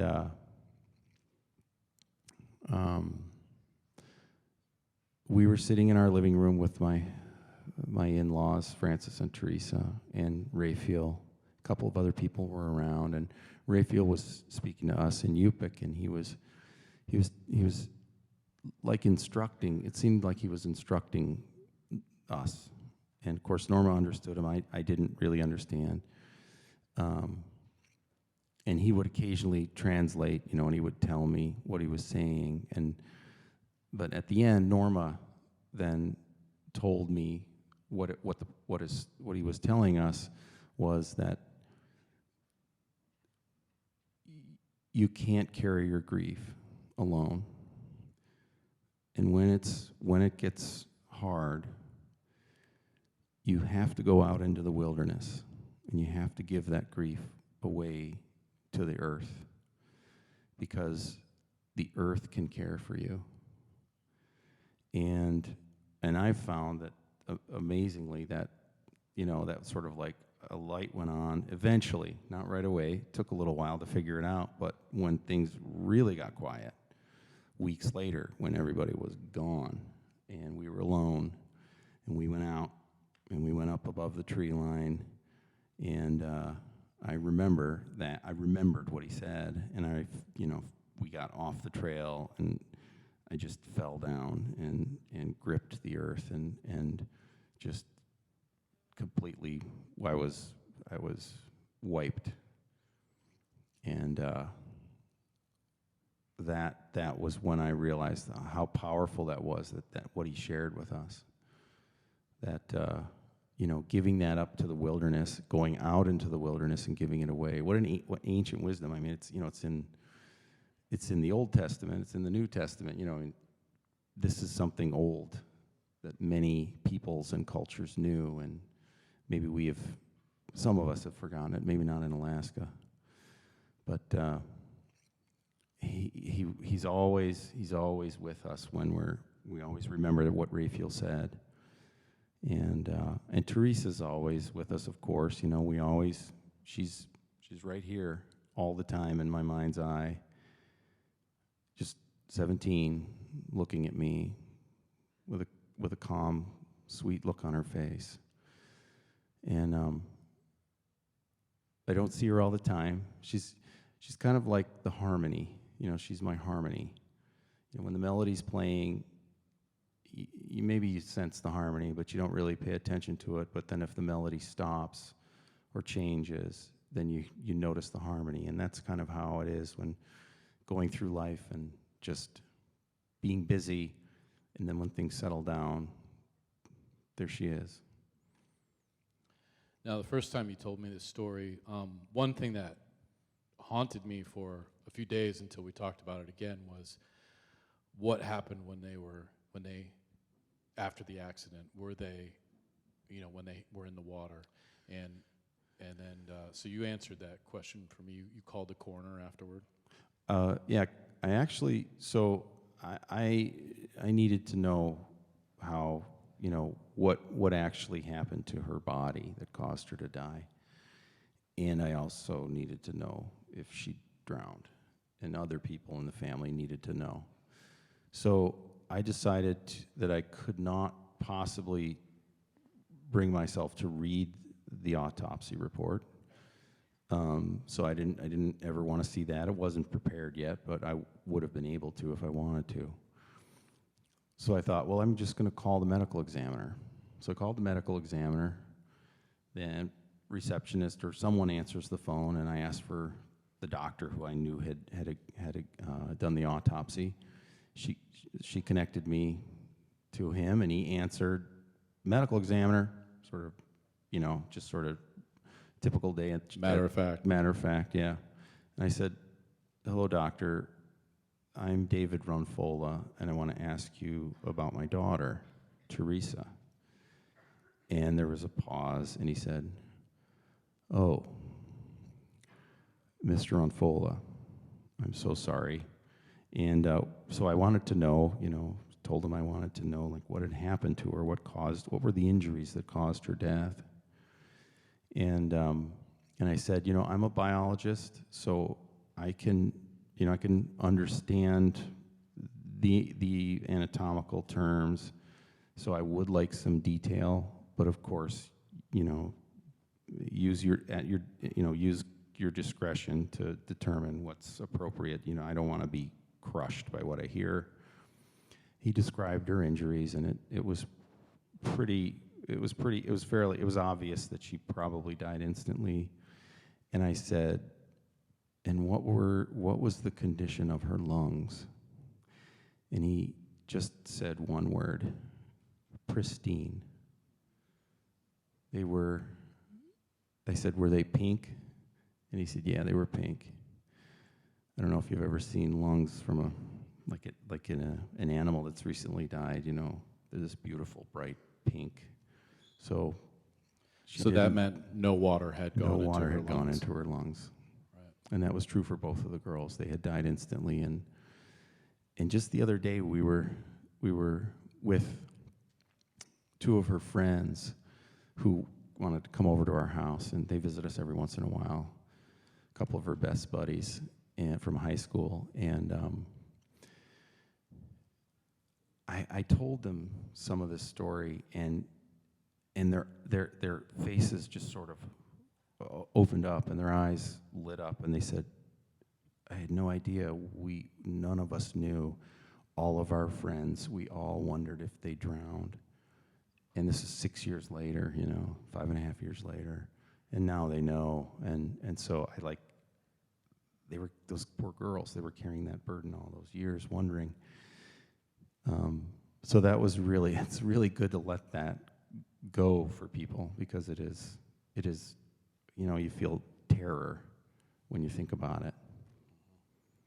Yeah, and as we've talked about the story, you've said there are some things that bring you some solace to this. One of them is that it was her and Carmela. They had been friends their whole lives. They're both 17. Mm-hmm. But also the place where this happened. Mm-hmm. Can you tell us why the place where this happened brings you some comfort? Yeah. I'm sure a lot of you are familiar with Rainbow Ridge. It's mile 209.5 is where they died. And I've always felt like it's one of the most beautiful places on the road system in Alaska. And it's, these mountain scenes that change with whatever light there is, whatever the sky conditions are. And it's always beautiful, and it's vast. And the creek is running right next to it. And yeah, it's a busy road, but it's also, there's a big turnout there, a big, wide spot in the road where you can pull off. And there's a lot of time that it's quiet.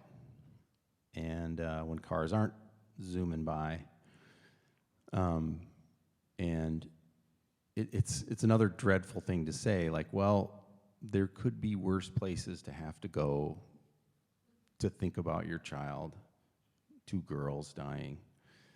There could be worse places. This is a beautiful place in the wilderness.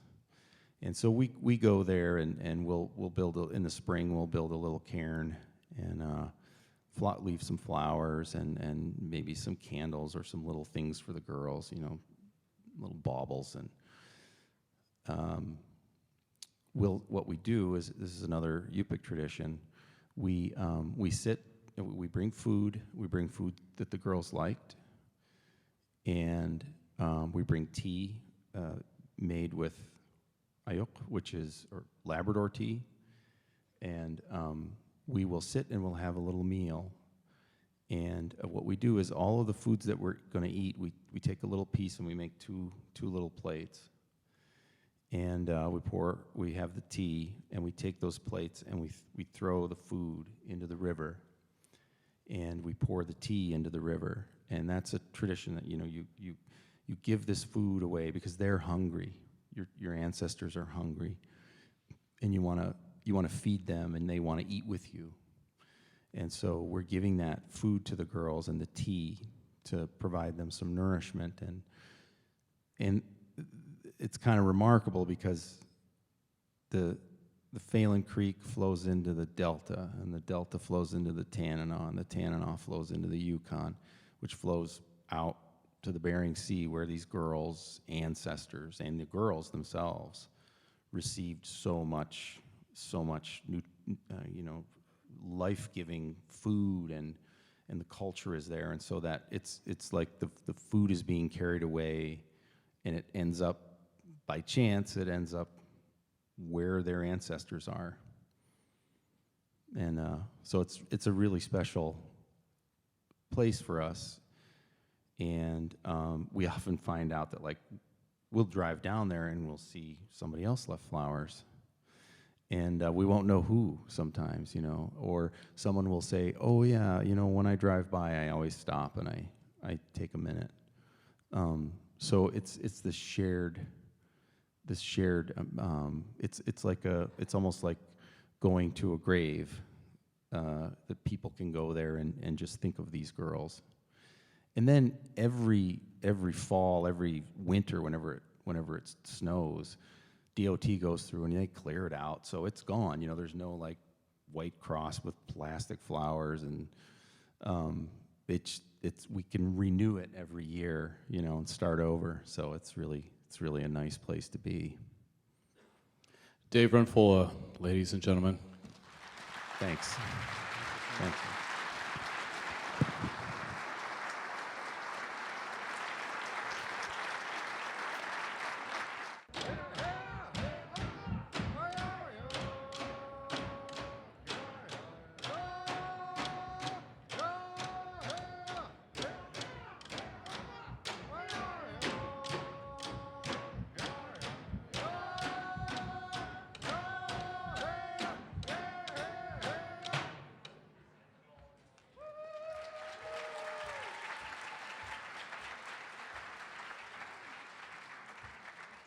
Rob! Okay, I'm going to be talking like this. Well, it's really bright outside. We're up there. Hello, everybody in the upper row. I'm really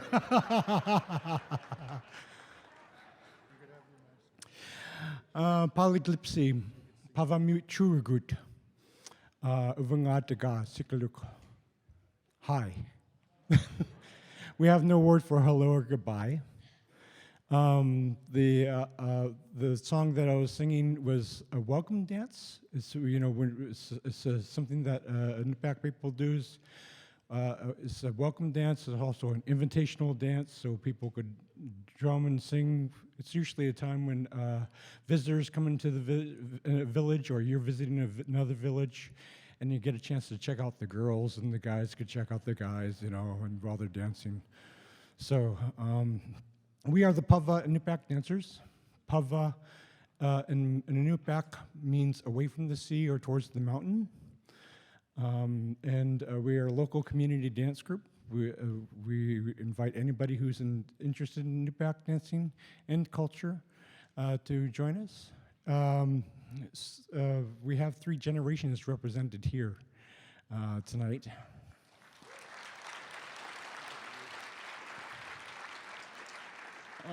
Let me quickly introduce the dance group members. We have over to my right is Aketwak.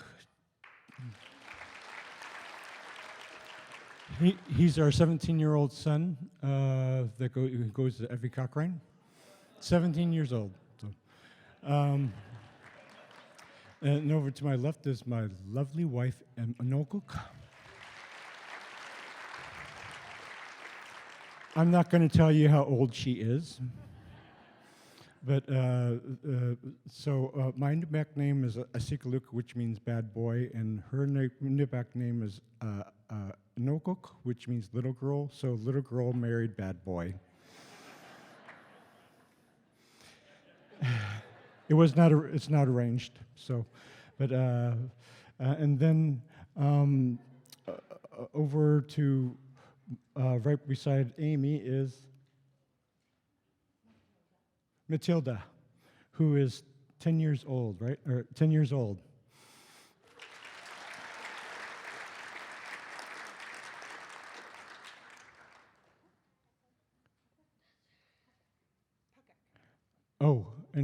And then, Pakak? PQ, who's, I think, also 11 years old.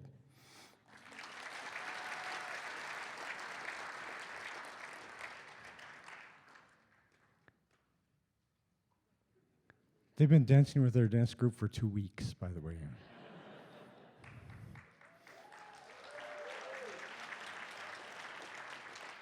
He's been dancing with our dance group since he was yeah.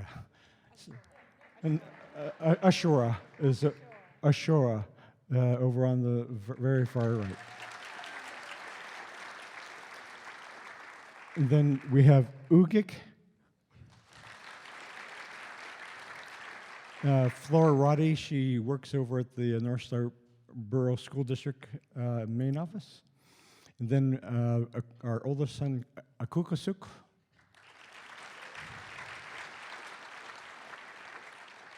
He is single, by the way, so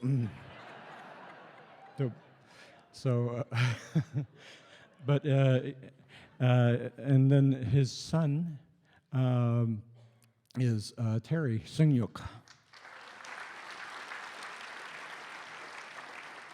And our Tutik is 8 years old over at a Watershed. And so we're going to be performing a song that I made when our oldest son was probably 6 months old. It's called Kaik Tuglu Tulagagalu. Kaiktuk in the Nupyak means fox, and Tulagok means raven. And we taught this to when I created the song, I taught it to third graders over at Joy Elementary School when I was working there. So it's an old Nupkak, an old Nupyak story that's been passed down for generations. And so we made it into a sayun, our emotion dance. That's the way that we tell stories, one of the ways that we tell stories. And so I won't tell you the long story, especially in Nupyak. You wouldn't be able to understand it. Well, might not be able to understand it. But so Kaiktuk is a trickster. And Tulagok is a trickster as well, and they've never tricked each other before. Kaiktuk knew about this hill, and the bottom of the hill was a big, huge mud puddle. And Tulagok also knew about the hill, and knew about the mud puddle, so he knew that Kaiktuk was going to try and trick him. So Tulagok, he decided he was going down first. He slid down the hill, and he flew over the mud puddle. And Kaiktuk, thinking that the mud puddle wasn't as big as he thought it was, he slid down the hill, jumped as high as he possibly could, and then landed right smack in the middle of the mud puddle. And that's why you don't see them playing together anymore. So this is Kaiktuglu Tulagagalu.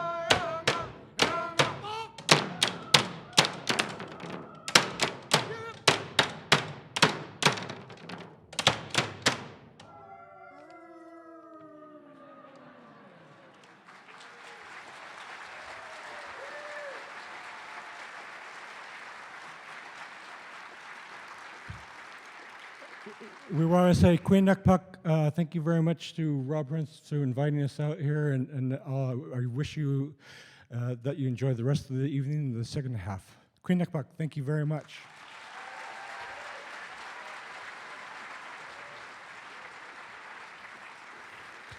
Pava Nupyak dancers, thank you very much.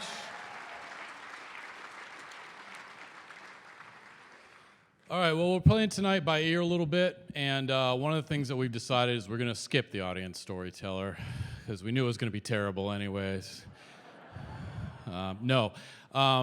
Just for time and because we had one submission. So to whoever that was, I really thank you.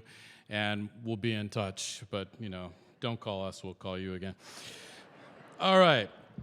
You know that I adore my mother, but she has made some questionable calls. First of all, she put me on that pointless mission to become famous, which is why I'm here and you get to be down there. She did that whole suck spit thing, which she actually feels bad about these days. And then one time, she and my sister and I were driving in the family's manual transmission car when she tried to throw it into reverse at about 55 miles an hour, which made quite a noise. What do you think she said to us after she did that? Quit fighting. No, we were awake. Don't tell Dad. Has anyone, other moms here done the don't tell Dad thing? Well, our next storyteller's mom not only did the don't tell Dad thing, but also bribed her, which is pretty awesome. So I'd like to welcome to the stage, a super classy move, Sarah Sullivan with a story we call Don't Tell Dad.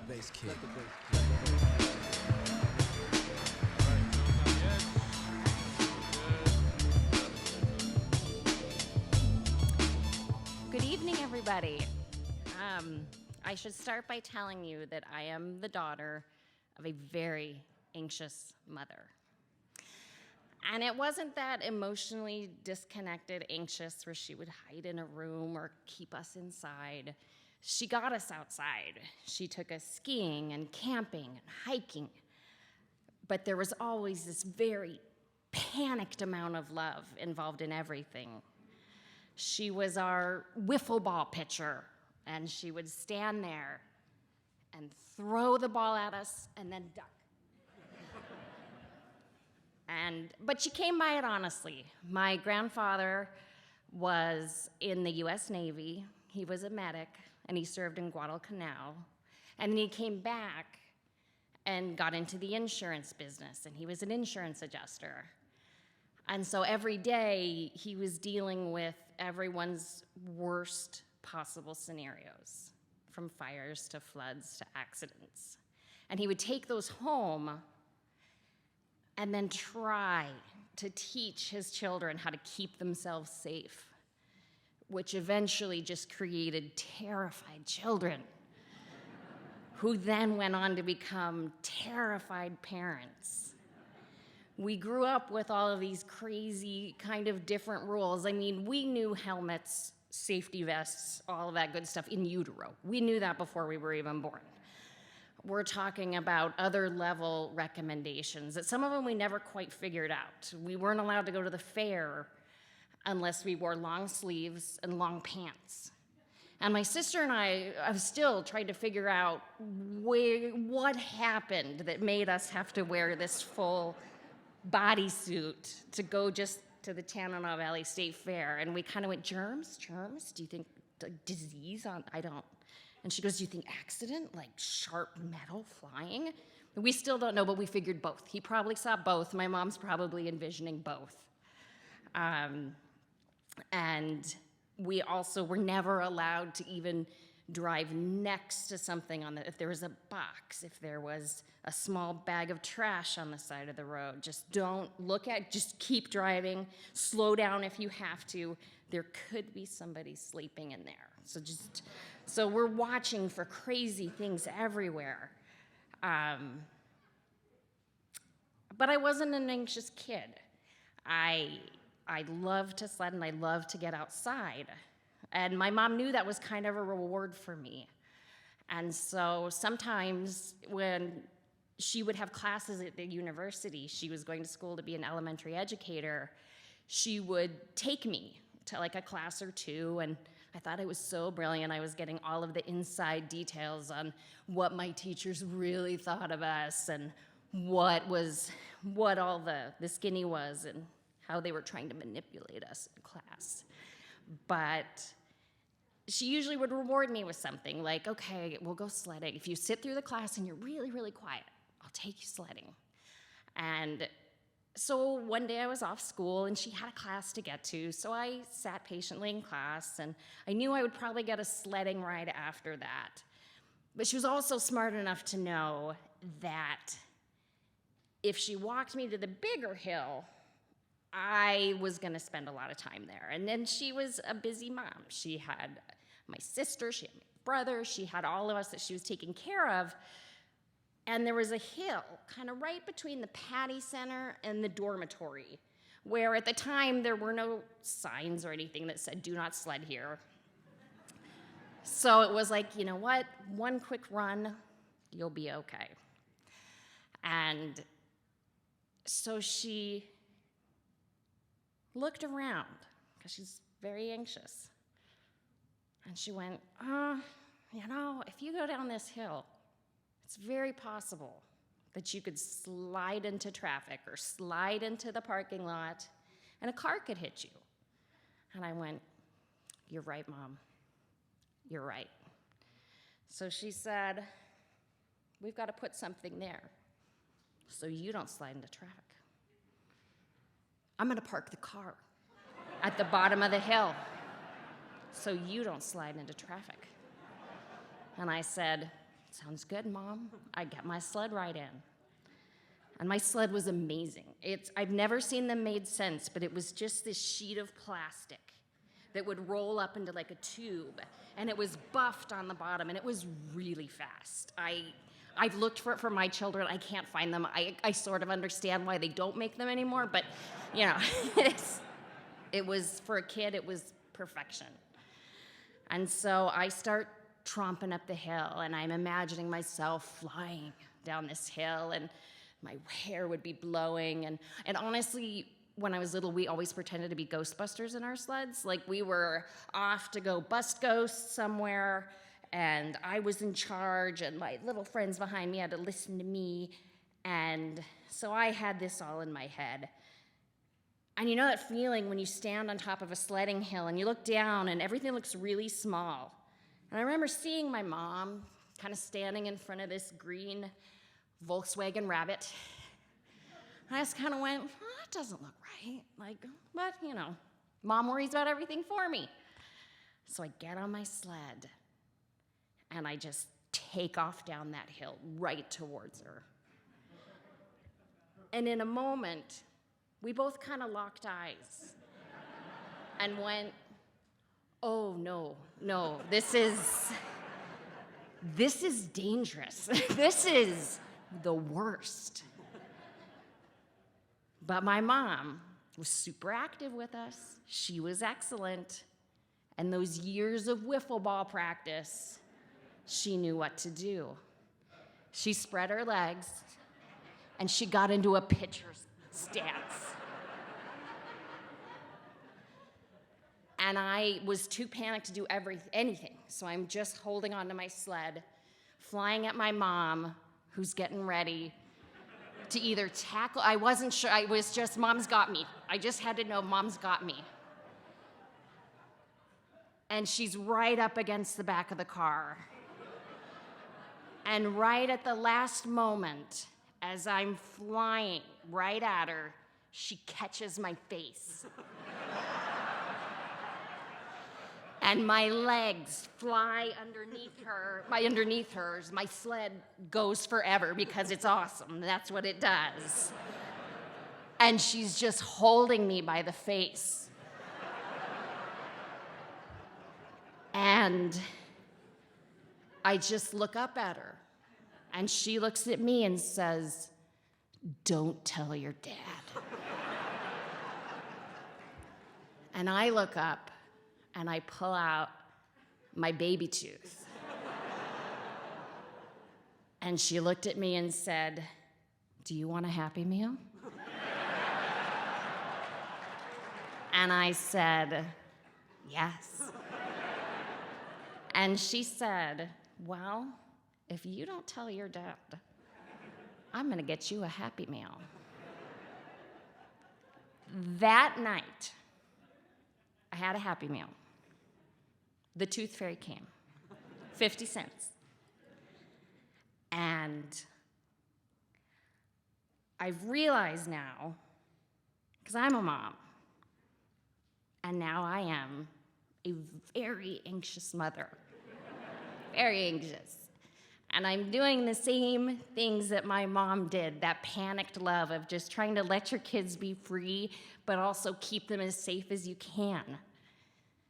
And I've learned that the best thing you can do sometime is just say, "Do you want a Happy Meal?"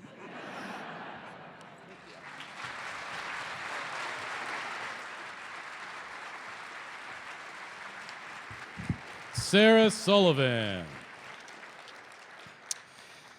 Setting up a tent in the dark on a gravel stream bank in Valdez, my date's secret camping spot, only to find out in the morning that it was the pooping grounds of every dog in town. I divorced a guy during COVID because he gained 19 pounds.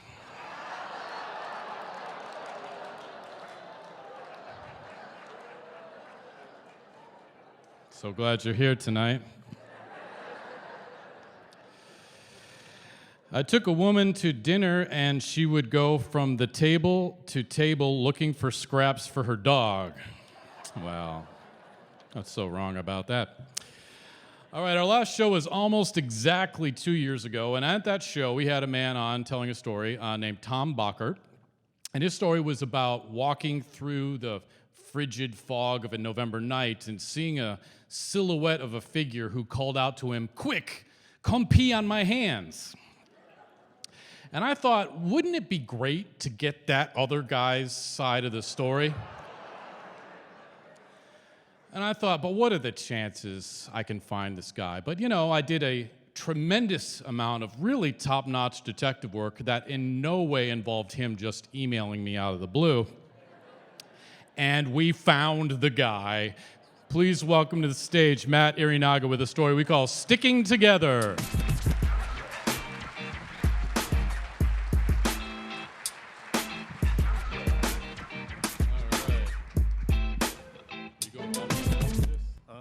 Not initially. Hello, Fairbanks. So this is a story about a dog. Not this dog, but very similar. So when I grew up in a family without a dog. We had a turtle. And my sister brought the turtle home following her kindergarten class. It was the end of the school year. The turtle needed a home, and my sister decided to take it home. The funniest thing about the turtle is that turtle lived for 18 years, much to my mother's delight. So anyway, we didn't grow up with any dogs, really not many animals other than that turtle. So fast forward, okay, swipe right, 40 years. I'm living in Fairbanks. I'm married to my wife, Paula. I just got a full-time job, got a 401k, bought a house, and we've got a 1-year-old son named Cooper. So we're living large in Fairbanks. Well, I'm at work one day. It's late in the afternoon, and I get a phone call from my wife. And she says, "Hey, I'm at the Fairbanks Animal Shelter, and there's a great dog here." And I'm like, "What? We didn't talk about a dog. What are you doing at the shelter?" I'll tell you what, I'm about to leave work. I'll be home in 10 minutes. We'll talk about it then. Now, for all you parents out there, you know that's another way of saying no. So I get home, and Paula meets me at the door, and it's about 5 o'clock. She's really excited, and she says, "Hey, so I was just at the shelter. There's this great dog there, and he's so new that they don't have his bio written yet, meaning like his history, and he just got there. If we go there right now, we can visit with the dog, do the paperwork, and bring him home." And I'm like, "Well, time out, okay, but okay, I succumb, right? Let's go. All right, let's go." They close at 5:30, and everything's kind of rushed, and so we take off. We drive to the animal shelter, and on the drive over, I'm thinking, there's no way we can't get a dog. You know, this is my brain talking to me. I'm not ready for a dog. I can't commit to a dog. Dogs take responsibility, and I'm just not ready for it, you know? And plus, we got one kid already, and we've been practicing to have another kid. So, you know, that's not going to work. It doesn't fit our equation. And then the other side of my brain says, forget it. You really don't have a vote in this, and you're going to have to deal with it. So we go to the shelter, and Paula's right. I mean, this is a great dog. And to make a long story short, the dog comes home with us. And the dog's name is Coda, and he's a Goldie Husky mix. He's about 2 years old, and you know, he didn't have a bio, but all we knew about the dog is he was just dropped off the day before. He came from a family that had a little kid, and they were leaving town, so they had to leave the dog behind. So Paula recognized this as a good dog. He came home with us, and he's, like I said, he's a Husky mix, but really even-tempered, great with kids, loves other dogs.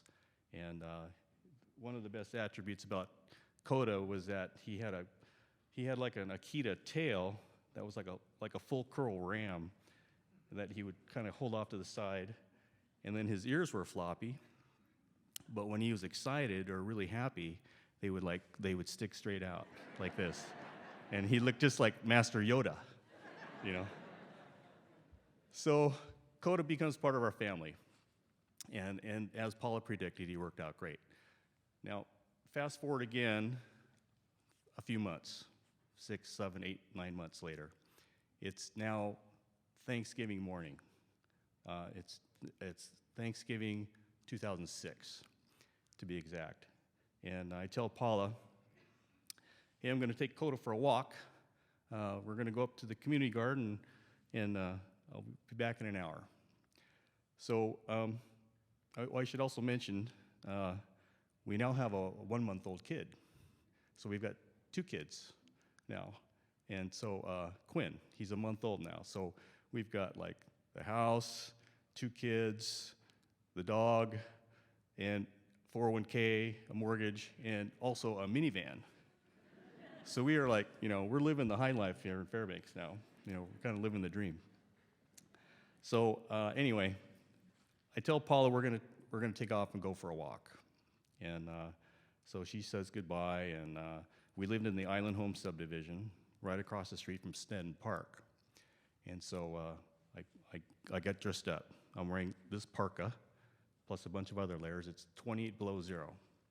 And we take off, we leave the house, walk across the park, and then we get right down to the river. And Coda, he stops.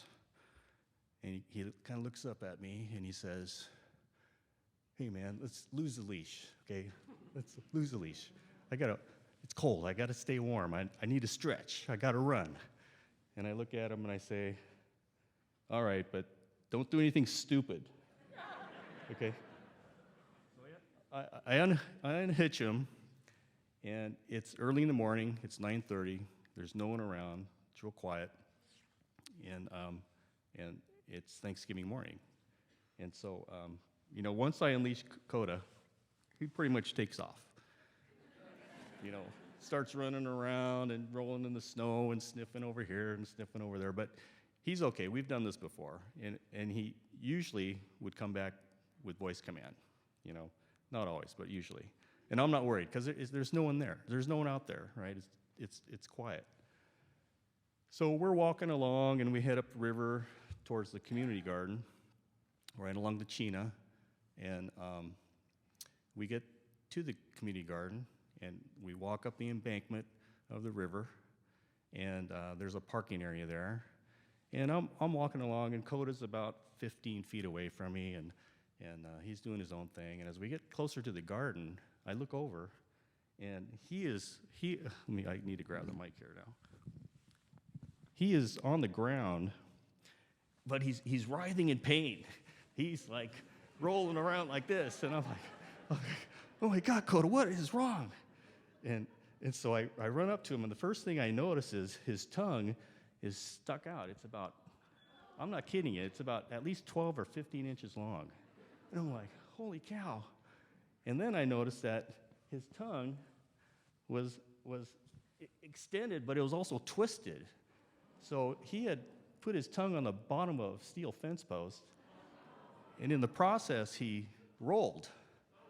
Not once, but twice. So I grab him like this, okay? And now I got to untwist his tongue. So I flip him over. And I flip over again, okay? So now, all right.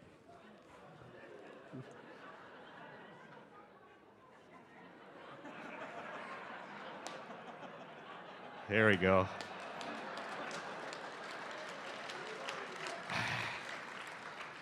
Thanks to the prop people here. We're just like this, okay?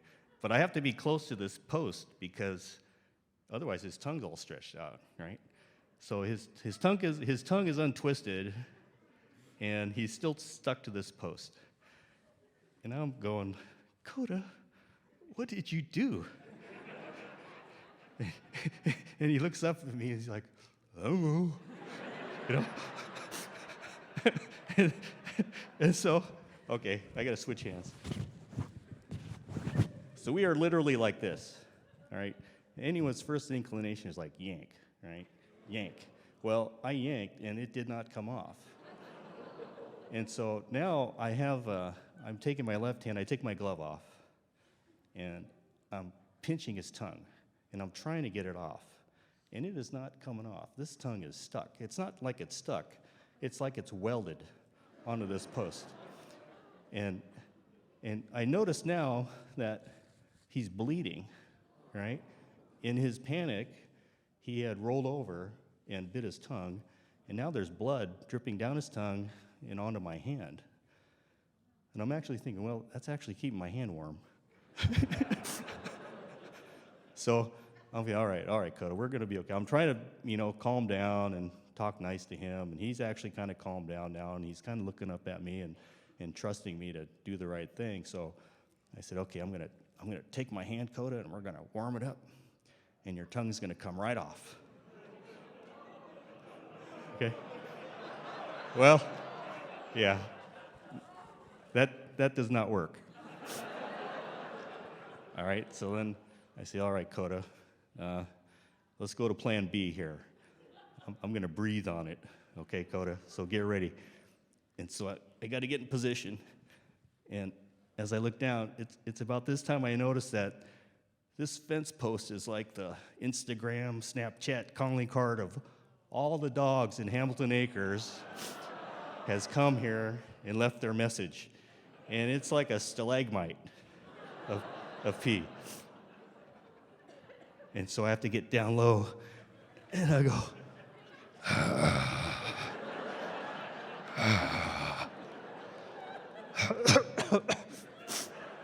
oh, bad idea. Bad idea. Did not work. All right, so plan C now is I'm going to spit on it. All right? This is going to work. So I'm going, puh, puh, puh. It only made it worse. All right, so now Coda, we're literally in this position right now. And now I'm like, God, Coda, what are we gonna do? And I thought, well, I wasn't carrying a phone, don't have any water bottle with me, don't have a knife. I'm thinking I can scrape it off. And I look at Coda, and I say, well, Coda, the only tool I have left is what Mother Nature provided. And get ready. So I'm wearing this parka because this is just the shell of a parka that my wife had sewn me. But underneath this, I've got like this skin parka. It's real heavy. It's super warm. And underneath that, I've got another couple layers. And on my bottoms, I got like insulated Carhartts, long johns, underwear. And so, I'm looking at about 5 inches of insulation here. And my hand's numb, right?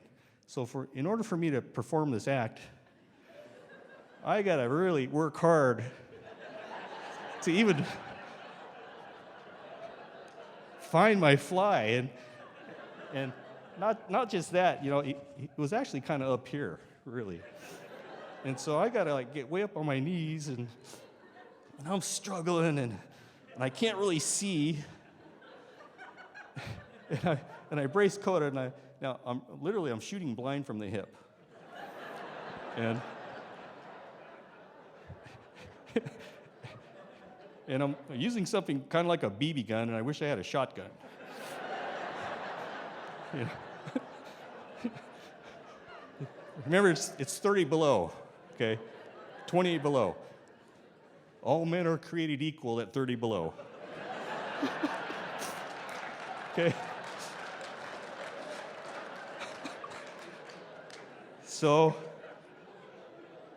I'm ready.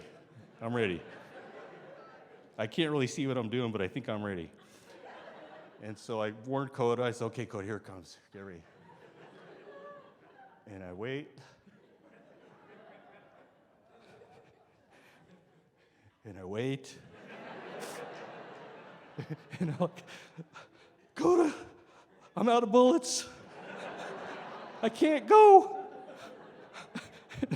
And, you know, in about this time I thought, geez, man, if a cop showed up, I'm going straight to jail.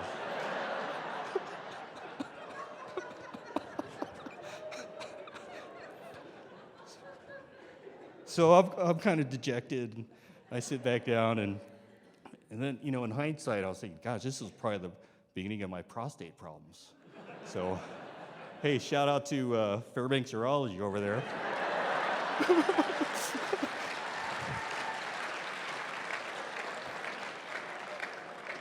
I want a discount.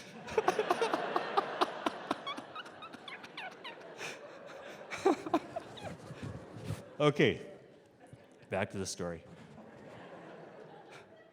So, all right, so now like 10 minutes have gone by, and things aren't getting better. I still have a hold of Coda's tongue like this, thinking that, I don't know, it's gonna pop off, but obviously it's not. And so we hang out there, and it's like, gosh, Coda, I'm out of options. I don't know what we're gonna do. And a few more minutes go by, and it's 28 below zero. It's Thanksgiving morning. There's no one around. And I forgot to mention the ice fog this day was super thick, by the way. I mean, it was like one of those classic Fairbanks ice fogs. So the light was real surreal, and the sun was just starting to come up. But after a few minutes of sitting here like this, Coda, he starts like, his ears perk up. And he starts like trying to look beyond me, and he's getting all excited. And I look over, and over my left shoulder, and I see a man. And I mean, he was like an apparition out of the ice fog. And it was a big man. And so he's got two dogs, two big black dogs, and this is a big man. He's got Carhartts on, he's big beard, and I look over and I yell, I say, hey, I need some help over here. And the big man kind of pauses, and then he takes a step back. And I'm like, no, don't run. And so I yell again. I say, hey, I need some help over here. And it's like someone had slapped him, and he kind of like shakes his head, and he's looking around, and he can't really see anything. And he takes a few steps forward, and then I yell again. I say, hey, I need some help. And then he walks up on us, and I realize he couldn't see us because I've got this white parka on. The sun's behind me, and the ice fog is like everywhere. And he walks up, and now I'm looking up at him. And this guy, he looks like Paul Bunyan, you know? He's got grubby Carhartts on, he's got a big beard, his glasses are all fogged up, and I say to him, hey, man, I could really use some help here. And he looks down and he says, I can see that. And so I ask him, hey, you don't have any water on you, do you? And he says, no, I don't. I just live around the corner there in Hamilton Acres. I don't have any water. And he said, okay, how about a knife? You got a knife? Maybe we can scrape his tongue off. And he says, nope, I don't have a knife either. And then I got to ask him the $1 million question. Okay. You don't have to pee, do you? And he says, no, I just went. I live right around the corner in Hamilton Acres here, and I just went before I left the house. And I said, oh, geez. Well, do you mind going to the nearest house and getting some water? And he says, yeah, I can do that. So he ties off his dogs off the fence not far from us. And Coda's like, hey, what's going on? Hey, let's play, baby. And so I watch this big man. He shuffles off into the ice fog and disappears. And so I sit back and I'm going, okay, Coda, all right, well, help is coming. And we're going to get out of this mess. And a few minutes later, I look down the trail where this big guy went, and here he comes. He's like shuffling his feet. He's moving pretty fast. He's a big guy, but he's moving pretty quick. And in his hand, he's carrying one of those red Solo cups. Okay? And he's shuffling. He's being careful not to spill it. And he comes right up on us, and he hands me the cup, and I take the cup and I pour it over Coda's tongue. And the cup was also half full, by the way. That's because we're optimists.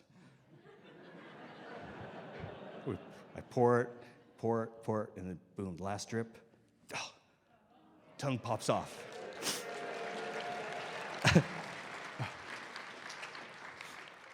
And I'll never forget this image, but Coda's tongue was deep, deep purple, and it was concave. And then he sucks it right in his mouth. So I let him go. And then I'm not peeing on your hands today.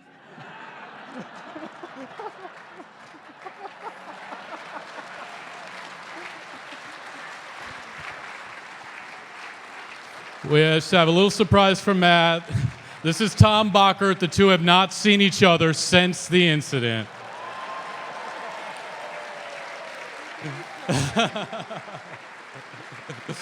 All right. Thank you, Tom. Appreciate it. We'll let you finish the story. I don't think Fairbanks Urology could have done anything for me that day either. It was too cold. Oh. A lot of dogs stuck on poles thanks to prostate. Good meeting you, man. That's the big man. That's the first time I've seen Tom in 16 years when this happened. So, well, anyway, that was pretty much the end of the story. I mean, Tom and I stood there for a minute or two, and we were like, man, that was bizarre. And then the dogs played around, they ran around and did their thing, and then we went our separate ways, and that was it. So, so there's three things I want to leave you with. One is the Fairbanks Animal Shelter. Great place, support it. If you need an animal, cat, dog, hamster, go to the Fairbanks Animal Shelter because they're really wonderful people. The second thing is, you never know when you're going to encounter an angel that looks like Tom. So Fairbanks is a small town, so be kind to people. And the last thing is, if Coda had been wearing a mask, none of this would have ever happened. Thank you.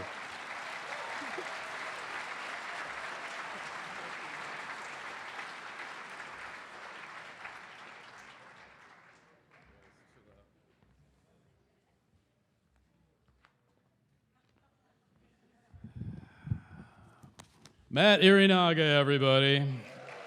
This is a small town. All right, before I introduce our last storyteller, I want to thank everybody. First of all, thank you, Patrick Woolery, for that amazing magical intro. I was just sitting on my couch, and all of a sudden I burst through paper, and I'm here, and I don't know how he did it. It's amazing. Pava and Nupiak Dancers, Alaska Universal Productions, the Herring Auditorium staff have been fantastic. Frank's Menswear is responsible for this. Photography for the poster and programs by Sasha Leos. Thank you, KUAC and Lori Neufeld, for supporting our program so valiantly over these years. I want to thank all of our volunteers, Mary Beth Lee, Andrea Trinchett, Tia Dunn, Alyssa Quinton, Savannah Fletcher, Michael Martins, Jesse Seitz, Judy Sanchez, James Cooper, Tim Knutson, Mia Volachik, Cody Dean, Dana Jackson, Autumn Prince, and Elizabeth Alexander.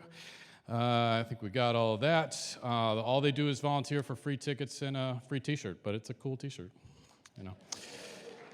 And the real force behind Dark Winter Nights, the only reason it continues to this day, are our executive producers. Ryan, I can't find the file on Google Drive, Peterson. Robin, can we panic now? Robin, she has no last name. Chris, that sucks rubber donkey lungs, Zawolinsky. Brittany, a Delta 10, Carnes. There's a story behind it. Maybe we'll let you hear sometime. Annalise, that's not how you pronounce croissant, du Clouseau. And this is actually her last show. She is returning to France. And so, Annalise, would you please come out here so I could just thank you on stage? She's been running our slides. Here's Annalise. You might recognize her as Curry the Goat's parole officer in that episode of Dark Winter Nights. She's also the designs by du Clouseau, who will come up with a custom radiator cover for your car if you're looking for that. All right, a final storyteller brings up the question, what's really going through animals' minds? My cat got extremely vocal during quarantine. I don't know if anyone else's animals got weird. Mine seemed to think that, you know, she doesn't know about COVID, so she thought I just came to my senses and quit my job to spend more time with her. And she was driving me nuts. One day she was driving me crazy, and so I downloaded this app. There's a real app called Meow Talk Beta, where you can translate what your cat is saying to you. And she was driving me nuts. I couldn't figure out what she wanted, so I point the phone at her. And she doesn't always have the prettiest meow. Sometimes she has a meow that sounds like she spent the last 30 years chain-smoking catnip. It's kind of like, ah! And I was like, what is wrong? And so I have the translator do it, and it says, let me in. I'm like, let you in? Like, we're in. This is as in as it gets. Unless you mean like emotionally, like you feel like I've been like putting up walls between us. So I'm like, I don't know what let me in means. So I'm like, just like Lassie, take me to the problem, you know? So I just follow my cat around the house until eventually she takes me downstairs and shows that I've left the utility door open, which is blocking her access to the litter box. And so what she meant by let me in was, let me in, you giant oaf, I can't get to the litter box. So the app actually works. It just takes a little bit of translation. Our next storyteller would have been well served by a marmot translating app. Please welcome to the stage Deb Horner with a story we call The Accidental Hitchhiker. Here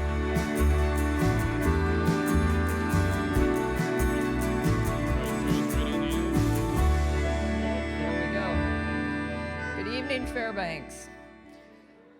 Back in the before times, you all know when that was, when we could do stuff when we wanted to and go where we wanted to. 2008, I was camping down near Donnelly Creek with a friend of mine. We had two dogs, my dog Panda, a husky, and his imperious pain-in-the-ass dog, a Karelian bear dog. So we decided that we were going to go hike down at Red Rock Canyon, take that gorgeous walk up along the lateral moraine with the Canmo Glacier off to the left, mountains up there. Typical Alaska, stunning beauty. So off we go. It was mid-June, and it was an absolutely gorgeous bluebird day. Not a cloud in the sky. We just had a wonderful hike. Pikas squeaking around and marmots squeaking. Marmots are also called by some whistle pigs because they have this wonderful shriek, sort of like, eek!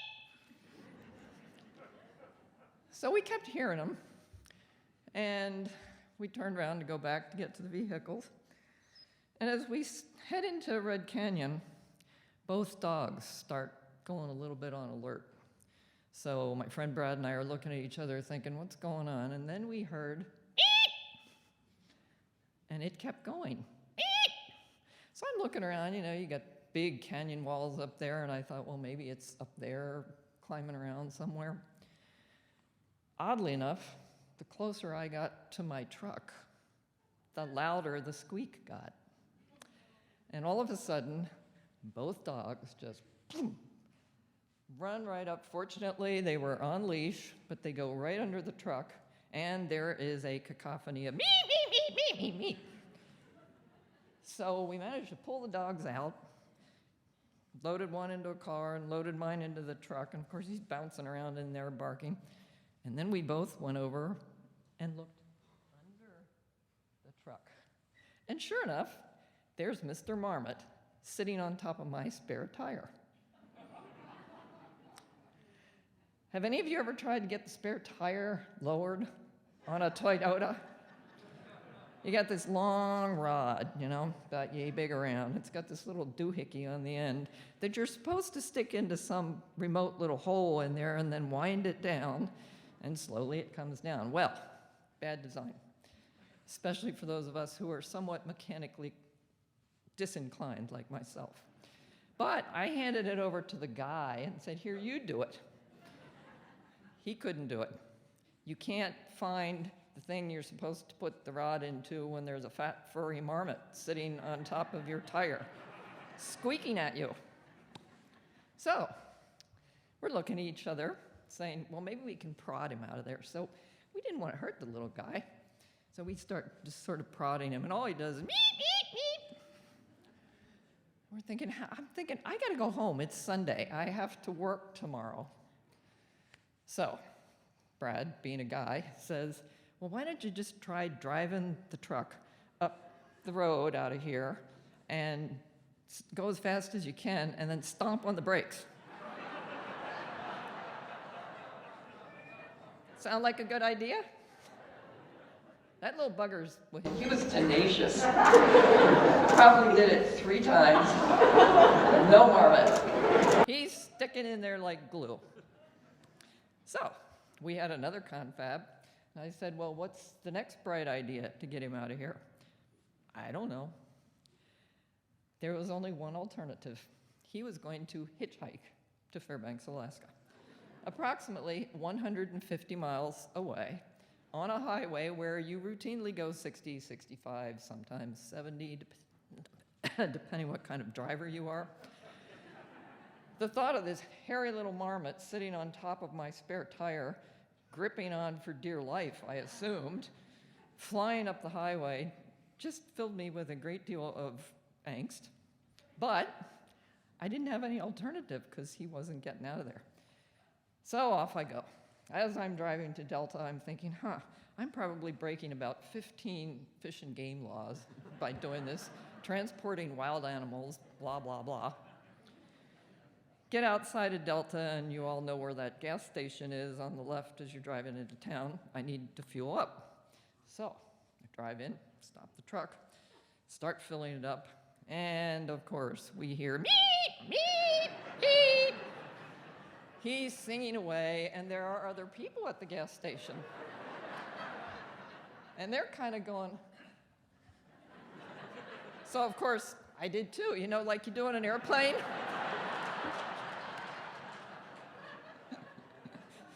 Acted totally innocent, filled up the tank, and off we went. So we finally arrive at my house, and I go down the driveway, and for some reason I still had some hay left, I think from bedding that I used for my team dogs when I had a team. And I thought, well, maybe marmots like hay. Who knows? So I got him a little hay, put it under the truck, got him a little thing of water because he had to be thirsty. And about the time I'm preparing this repast for the marmot, I thought, I have a service appointment at the Toyota place tomorrow morning. This is a dilemma. So at that point, I thought, well, maybe my neighbor up the road might know something about this because he's worked for Fish and Game for many years. So get my phone out, dial. Cal, do you know how to get a marmot off of your spare tire? And I heard a predictable silence at the other end of the phone. And then Cal says, no, I'm a fish guy. What do I know about that? Click. So I decided, well, I'll let the marmot have a rest tonight. I'll sleep. I'll get up early in the morning. Maybe he will have climbed down and gone on his merry way. Get up the next morning, crack of dawn, 5 o'clock, tiptoe out to the truck. Look under the truck. The hay hasn't been disturbed, doesn't look like the water's been disturbed. And as soon as I look under the truck, meep, he's still there. So I go and get ready for work. We drive into the Toyota dealer. I go in to talk to the techs, and I say, I'm here for my 8:15, but we have a little an issue. And he says, oh, what? I said, well, there's a marmot sitting on top of my spare tire. First of all, he just looks at me, and I couldn't decide if he was incredulous, didn't know what a marmot was, both. I said, yeah, he's out there under my truck. So he says, huh. And I said, and I can't get the damn spare tire down because of the design, which is crappy. So he looks at me, he says, just a minute. And he scurries off into the main office part. Next thing you know, the manager's out, and he's got his camera with him. He literally goes out to my truck, he sort of crawls under with his little camera, snaps a shot. Of course, all you can see are little beady eyes and teeth. That's it. I don't know whatever became of that photo, but if it went to Toyota Central, they must have gotten a laugh out of that. So I said to the manager and the tech, I said, look, why don't you come over with me to Fish and Game, and you can get the stupid tire down because you're a tech guy with Toyota, and then the little marmot can go on his merry way. So they said, oh, that sounds like a decent idea. So we load up, off we go to Fish and Game. As luck would have it, as I'm parking, here comes Cal going into the office. The marmot is squeaking away. Cal waves and says, Deb, I love your new car alarm system.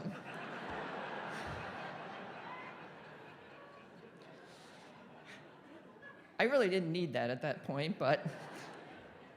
So the plan was back the truck up to the field, you know, all those nice fields out there, and the marmot, once we got him down, would trundle off into the fields on his merry way. So finally, the tech gets the tire down, right? Marmot still sitting there. He still doesn't want to leave. I mean, he has found his marmot condo, and for some reason, he wants to stay there. We tried prodding him. He just did not want to leave. And he was a fat little bugger. I'd wager he was on the large side for marmots. Finally, he waddles off the tire. We expect him to go that way into the fields. Oh, no.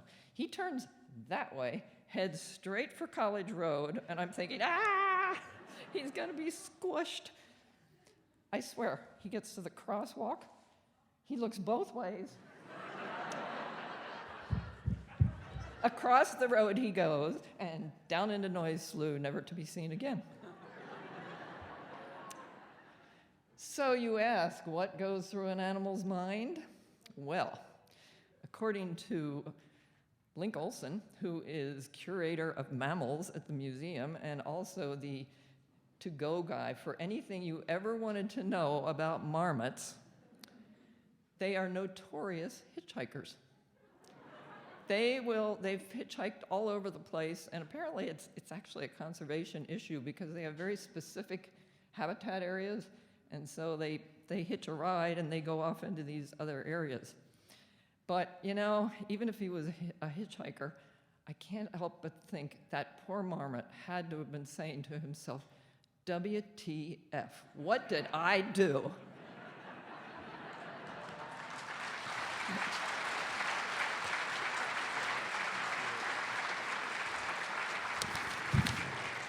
Deb Horner, thank you all so much for coming out here tonight. I'd like one more round of applause for all of our storytellers. Phoebe Gonzales, Rohrbacher, Dawn Erbeck, Dan Runfola, Sarah Sullivan, Matt Irinaga, and Deb Horner. Remember, these are the stories we tell up here in Alaska on Dark Winter Nights. Have a good night.